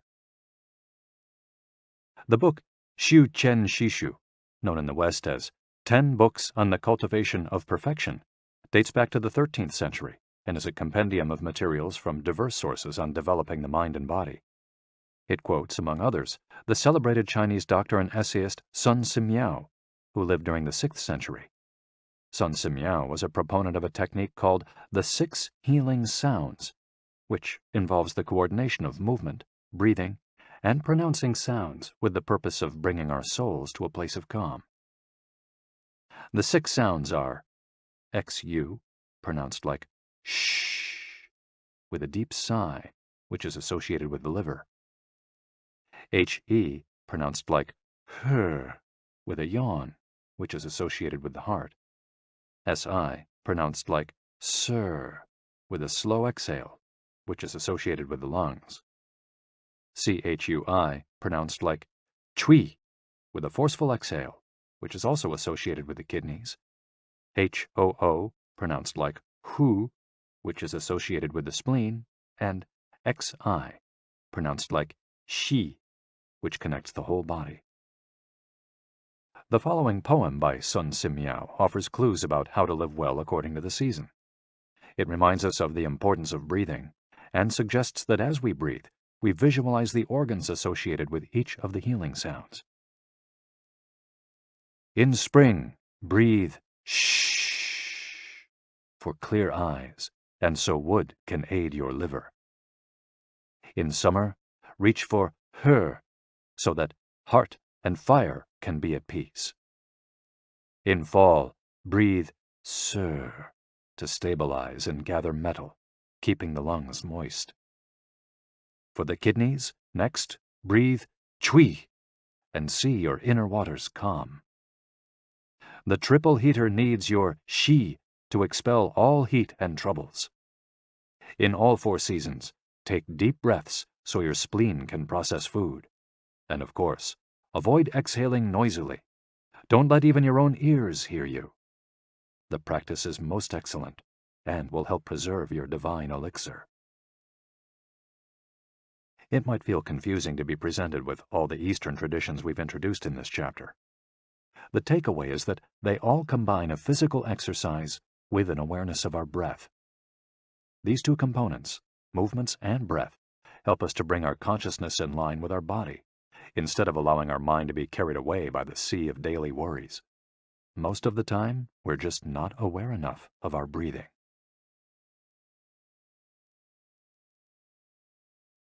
Chapter 9. Resilience and Wabi-sabi. How to face life's challenges without letting stress and worry age you. What is resilience? One thing that everyone with a clearly defined IKIGAI has in common is that they pursue their passion no matter what. They never give up, even when the cards seem stacked against them or they face one hurdle after another. We're talking about resilience, a concept that's become influential among psychologists. But resilience isn't just the ability to persevere. As we'll hear in this chapter, it's also an outlook we can cultivate to stay focused on the important things in life, rather than what is most urgent, and keep ourselves from being carried away by negative emotions. In the final section of the chapter, we'll explore techniques that go beyond resilience to cultivate anti-fragility. Sooner or later, we all have to face difficult moments, and the way we do this can make a huge difference to our quality of life. Proper training for our mind, body, and emotional resilience is essential for confronting life's ups and downs. Nana Korobia Oki. Fall 7 times, rise 8. Japanese proverb. Resilience is our ability to deal with setbacks. The more resilient we are, the easier it will be to pick ourselves up and get back to what gives meaning to our lives. Resilient people know how to stay focused on their objectives, on what matters, without giving in to discouragement. Their flexibility is the source of their strength. They know how to adapt to change and to reversals of fortune. They concentrate on the things they can control and don't worry about those they can't. In the words of the famous Serenity Prayer by Reinhold Niebuhr, God, give us grace to accept with serenity the things that cannot be changed, courage to change the things which should be changed, and the wisdom to distinguish the one from the other. Emotional resilience through Buddhism and Stoicism. Siddhartha Gautama, Buddha, was born a prince of Kapilavastu, Nepal, and grew up in a palace surrounded by riches. At 16, he married and had a child. Not satisfied by his family's wealth,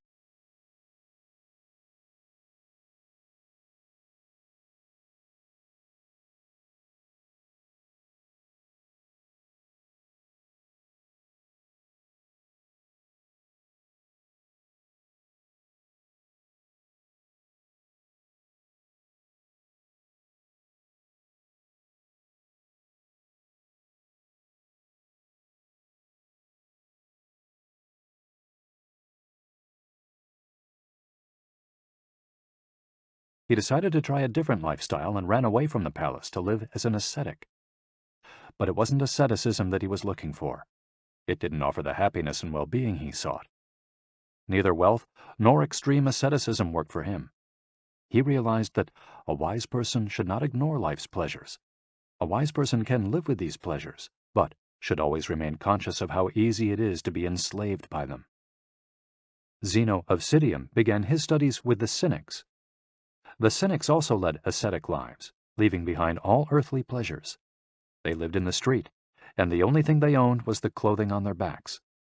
Seeing that cynicism did not give him a sense of well-being, Zeno abandoned its teachings to found the school of Stoicism, which centers on the idea that there is nothing wrong with enjoying life's pleasures as long as they do not take control of your life as you enjoy them. You have to be prepared for those pleasures to disappear. The goal is not to eliminate all feelings and pleasures from our lives, as in cynicism, but to eliminate negative emotions. Since their inception, one of the objectives of both Buddhism and Stoicism has been to control pleasure, emotions, and desires. Though the philosophies are very different, both aim to curb our ego and control our negative emotions. Both Stoicism and Buddhism are, at their roots, methods for practicing well-being. According to Stoicism, our pleasures and desires are not the problem. We can enjoy them as long as they don't take control of us. The Stoics viewed those who were able to control their emotions as virtuous. What's the worst thing that could happen? We finally land our dream job, but after a little while we're already hunting for a better one. We win the lottery and buy a nice car, but then decide we can't live without a sailboat. We finally win the heart of the man or woman we've been pining for, and suddenly we find we have a wandering eye. People can be insatiable. The Stoics believe that these kinds of desires and ambitions are not worth pursuing. The objective of the virtuous person is to reach a state of tranquility, apatheia, the absence of negative feelings such as anxiety, fear, shame, vanity, and anger, and the presence of positive feelings such as happiness, love, serenity, and gratitude. In order to keep their minds virtuous, the Stoics practiced something like negative visualization. They imagined the worst thing that could happen in order to be prepared if certain privileges and pleasures were taken from them. To practice negative visualization, we have to reflect on negative events, but without worrying about them. Seneca, one of the richest men in ancient Rome, lived a life of luxury, but was, nonetheless, an active Stoic. He recommended practicing negative visualization every night before falling asleep. In fact, he not only imagined these negative situations, he actually put them into practice. For example, by living for a week without servants, or the food and drink he was used to as a wealthy man. As a result, he was able to answer the question, what's the worst thing that could happen? Meditating for healthier emotions. In addition to negative visualization and not giving in to negative emotions, another central tenet of Stoicism is knowing what we can control and what we can't, as we see in the Serenity Prayer. Worrying about things that are beyond our control accomplishes nothing. We should have a clear sense of what we can change and what we can't, which in turn will allow us to resist giving in to negative emotions. In the words of Epictetus, it's not what happens to you, but how you react that matters.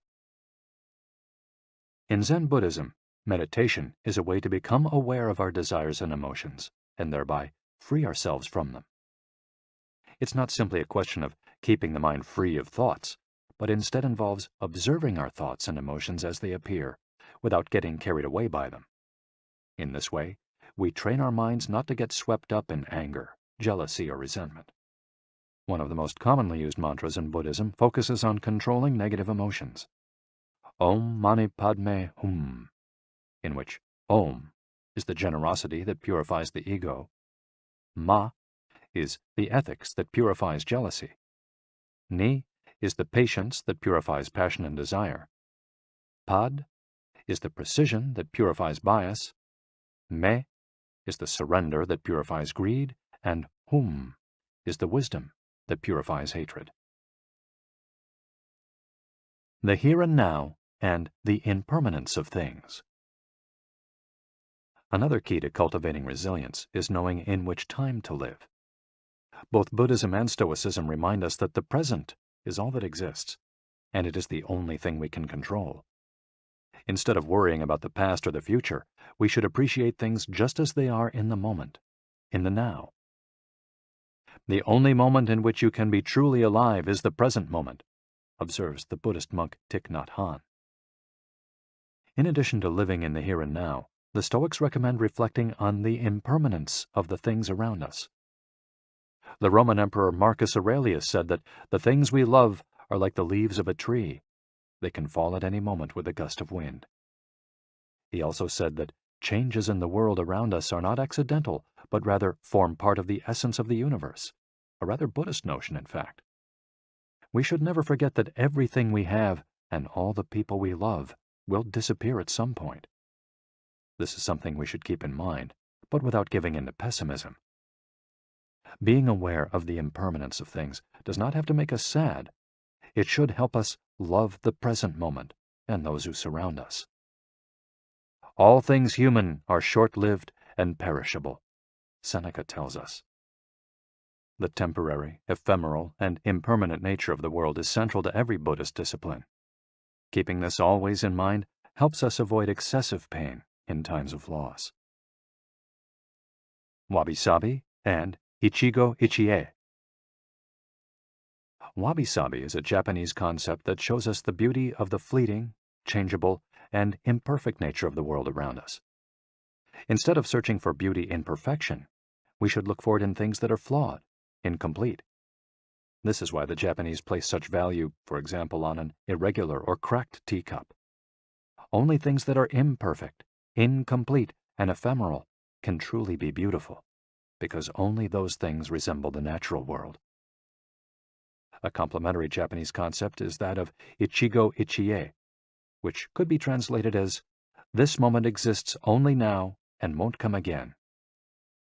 It's heard most often in social gatherings as a reminder that each encounter, whether with friends, family, or strangers, is unique and will never be repeated, meaning that we should enjoy the moment and not lose ourselves in worries about the past or the future. The concept is commonly used in tea ceremonies, Zen meditation, and Japanese martial arts, all of which place emphasis on being present in the moment. In the West, we've grown accustomed to the permanence of the stone buildings and cathedrals of Europe, which sometimes gives us the sense that nothing changes, making us forget about the passage of time. Greco-Roman architecture adores symmetry, sharp lines, imposing facades, and buildings and statues of the gods that outlast the centuries. Japanese architecture, on the other hand, doesn't try to be imposing or perfect, because it is built in the spirit of wabi-sabi. The tradition of making structures out of wood presupposes their impermanence and the need for future generations to rebuild them. Japanese culture accepts the fleeting nature of the human being and everything we create. The grand shrine of Ise, for example, has been rebuilt every 20 years for centuries. The most important thing is not to keep the building standing for generations, but to preserve customs and traditions, things that can withstand the passage of time better than structures made by human hands. The key is to accept that there are certain things over which we have no control, like the passage of time and the ephemeral nature of the world around us. Ichigo-ichie teaches us to focus on the present and enjoy each moment that life brings us. This is why it's so important to find and pursue our IKIGAI. Wabi-sabi teaches us to appreciate the beauty of imperfection as an opportunity for growth. Beyond resilience, anti-fragility. As the legend goes, the first time Hercules faced the Hydra, he despaired when he discovered that cutting off one of its heads meant that two would grow back in its place. He would never be able to kill the beast if it got stronger with every wound. As Nassim Nicholas Taleb explains in Anti-Fragile, Things That Gain from Disorder, we use the word fragile to describe people, things, and organizations that are weakened when harmed, and the words robust and resilient for things that are able to withstand harm without weakening. But we don't have a word for things that get stronger when harmed, up to a point. To refer to the kind of power possessed by the Hydra of Lerna, to talk about things that get stronger when they are harmed, Taleb proposed the term anti-fragile. Anti-fragility is beyond resilience or robustness. The resilient resists shocks and stays the same. The anti-fragile gets better. Catastrophes and exceptional circumstances offer good models for explaining anti-fragility. In 2011, a tsunami hit the Tohoku region of Japan, doing tremendous damage to dozens of cities and towns along the coast, most famously Fukushima. When we visited the affected coast 2 years after the catastrophe, having driven for hours along cracked highways and past one empty gas station after another, we passed through several ghost towns whose streets had been taken over by the remnants of houses, piles of cars, and empty train stations. These towns were fragile spaces that had been forgotten by the government and could not recover on their own. Other places, such as Ishinomaki and Kisenuma, suffered extensive damage but were rebuilt within a few years, thanks to the efforts of many. Ishinomaki and Kisenuma showed how resilient they were in their ability to return to normal after the catastrophe. The earthquake that caused the tsunami also affected the Fukushima nuclear power plant. The Tokyo Electric Power Company engineers working at the plant were not prepared to recover from that kind of damage. The Fukushima nuclear facility is still in a state of emergency and will be for decades to come. It demonstrated its fragility in the face of an unprecedented catastrophe. The Japanese financial markets closed minutes after the earthquake. Which businesses did the best in the aftermath? Stock in big construction companies has been steadily on the rise since 2011. The need to rebuild the entire coast of Tohoku is a boon for construction. In this case, Japanese construction companies are anti-fragile, since they benefited enormously from the catastrophe. Now let's take a look at how we can apply this concept to our daily lives. How can we be more anti-fragile? Step 1. Create redundancies. Instead of having a single salary, try to find a way to make money from your hobbies, at other jobs, or by starting your own business. If you have only one salary, you might be left with nothing should your employer run into trouble, leaving you in a position of fragility. On the other hand, if you have several options and you lose your primary job, it might just happen that you end up dedicating more time to your secondary job, and maybe even make more money at it. You would have beaten that stroke of bad luck, and would be, in that case, anti-fragile. 100% of the seniors we interviewed in Ogimi had a primary and secondary occupation. Most of them kept a vegetable garden as a secondary job and sold their produce at the local market. The same idea goes for friendships and personal interests. It's just a matter, as the saying goes, of not putting all your eggs in one basket. In the sphere of romantic relationships, there are those who focus all their energy on their partner and make him or her their whole world. Those people lose everything if the relationship doesn't work out. Whereas, if they've cultivated strong friendships and a full life along the way, they'll be in a better position to move on at the end of a relationship. They'll be anti-fragile. Right now, you might be thinking, I don't need more than one salary, and I'm happy with the friends I've always had. Why should I add anything new? It might seem like a waste of time to add variation to our lives because extraordinary things don't ordinarily happen. We slip into a comfort zone. But the unexpected always happens, sooner or later. Step 2. Bet conservatively in certain areas and take many small risks in others. The world of finance turns out to be very useful in explaining this concept. If you have $10,000 saved up, you might put $9,000 of that into an index fund or fixed-term deposit and invest the remaining $1,000 in 10 startups with huge growth potential, say $100 in each. One possible scenario is that 3 of the companies fail. You lose $300. The value of 3 other companies goes down. You lose another $100 or $200. The value of 3 goes up. You make $100 or $200. And the value of one of the startups increases 20-fold. You make nearly $2,000, or maybe even more. You still make money, even if 3 of the businesses go completely belly up. You've benefited from the damage, just like the Hydra. The key to becoming anti-fragile is taking on small risks that might lead to great reward without exposing ourselves to dangers that might sink us, such as investing $10,000 in a fund of questionable reputation that we saw advertised in the newspaper. Step 3. Get rid of the things that make you fragile. We're taking the negative route for this exercise. Ask yourself, what makes me fragile? Certain people, things, and habits generate losses for us and make us vulnerable. Who and what are they? When we make our New Year's resolutions, we tend to emphasize adding new challenges to our lives. It's great to have this kind of objective, but setting good riddance goals can have an even bigger impact. For example, stop snacking between meals.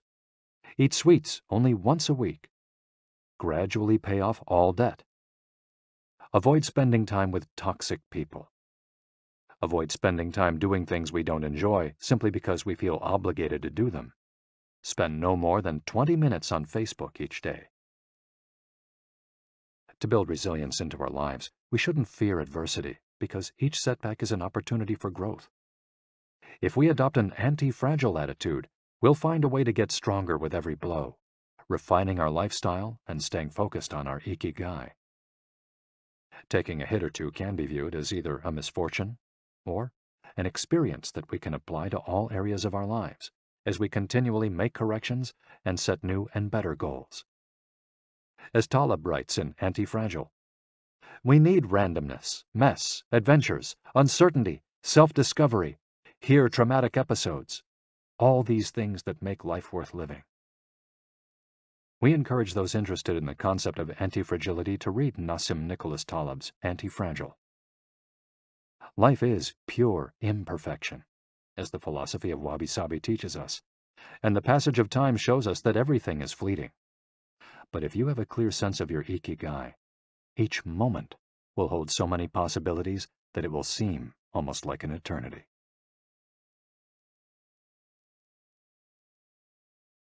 Epilogue. IKIGAI, the Art of Living. Mitsuo Aida was one of the most important calligraphers and haikuists of the 20th century. He is yet another example of a Japanese person who dedicated his life to a very specific IKIGAI, communicating emotions with 17-syllable poems using a shodo calligraphy brush.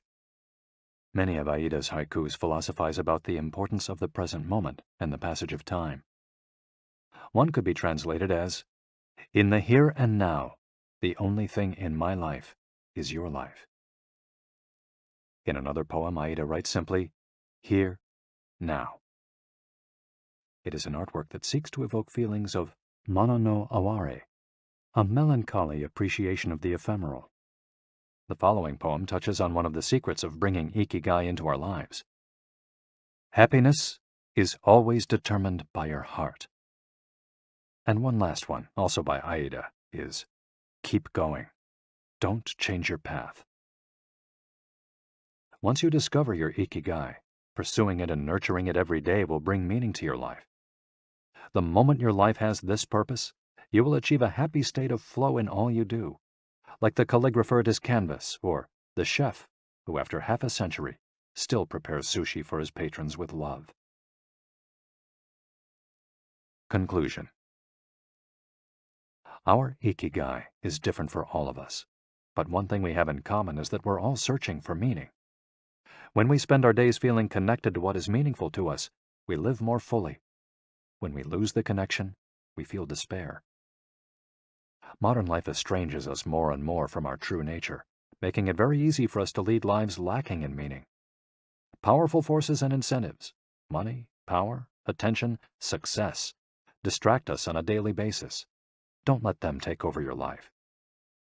Our intuition and curiosity are very powerful internal compasses to help us connect with our IKIGAI. Follow those things you enjoy and get away from or change those you dislike. Be led by your curiosity and keep busy by doing things that fill you with meaning and happiness. It doesn't need to be a big thing. We might find meaning in being good parents or in helping our neighbors. There is no perfect strategy to connecting with our IKIGAI. But what we've learned from the Okinawans is that we should not worry too much about finding it. Life is not a problem to be solved. Just remember to have something that keeps you busy doing what you love while being surrounded by the people who love you.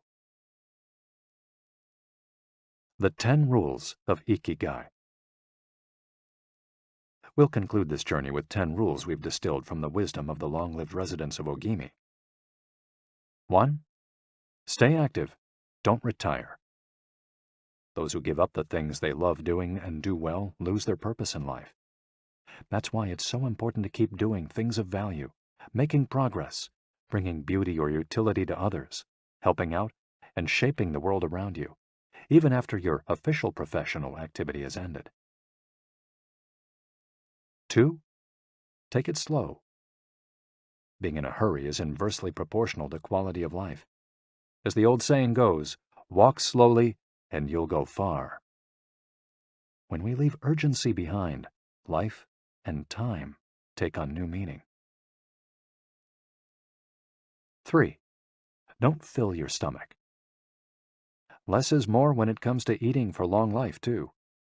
According to the 80% rule, in order to stay healthier longer, we should eat a little less than our hunger demands, instead of stuffing ourselves. 4. Surround yourself with good friends. Friends are the best medicine. There for confiding worries over a good chat, sharing stories that brighten your day, getting advice, having fun, dreaming, in other words, living. 5. Get in shape for your next birthday. Water moves. It is at its best when it flows fresh and doesn't stagnate. The body you move through life in needs a bit of daily maintenance to keep it running for a long time. Plus, exercise releases hormones that make us feel happy. 6. Smile. A cheerful attitude is not only relaxing, it also helps make friends. It's good to recognize the things that aren't so great, but we should never forget what a privilege it is to be in the here and now, in a world so full of possibilities. 7. Reconnect with nature. Though most people live in cities these days, human beings are made to be part of the natural world. We should return to it often to recharge our batteries. 8. Give thanks. To your ancestors, to nature, which provides you with the air you breathe and the food you eat. To your friends and family, to everything that brightens your days and makes you feel lucky to be alive. Spend a moment every day giving thanks, and you'll watch your stockpile of happiness grow. 9. Live in the moment. Stop regretting the past and fearing the future. Today is all you have. Make the most of it. Make it worth remembering. 10. Follow your IKIGAI. There is a passion inside you, a unique talent that gives meaning to your days and drives you to share the very best of yourself until the very end. If you don't know what your IKIGAI is yet, as Viktor Frankl says, your mission is to discover it. The authors of this audiobook wish you a long, happy, and purposeful life. Thank you for joining us. Hector Garcia and Francesc Miralles. You've been listening to IKIGAI, The Japanese Secret to a Long and Happy Life, by Hector Garcia and Francesc Miralles, narrated by Walter Dixon. If you've enjoyed this audiobook and this performance, then please visit our website, gildanmedia.com. That's GILDANMEDIA.com, where you'll find a wide selection of titles in business and finance, personal development, psychology, and much, much more. And thank you for being a Gildan audio listener.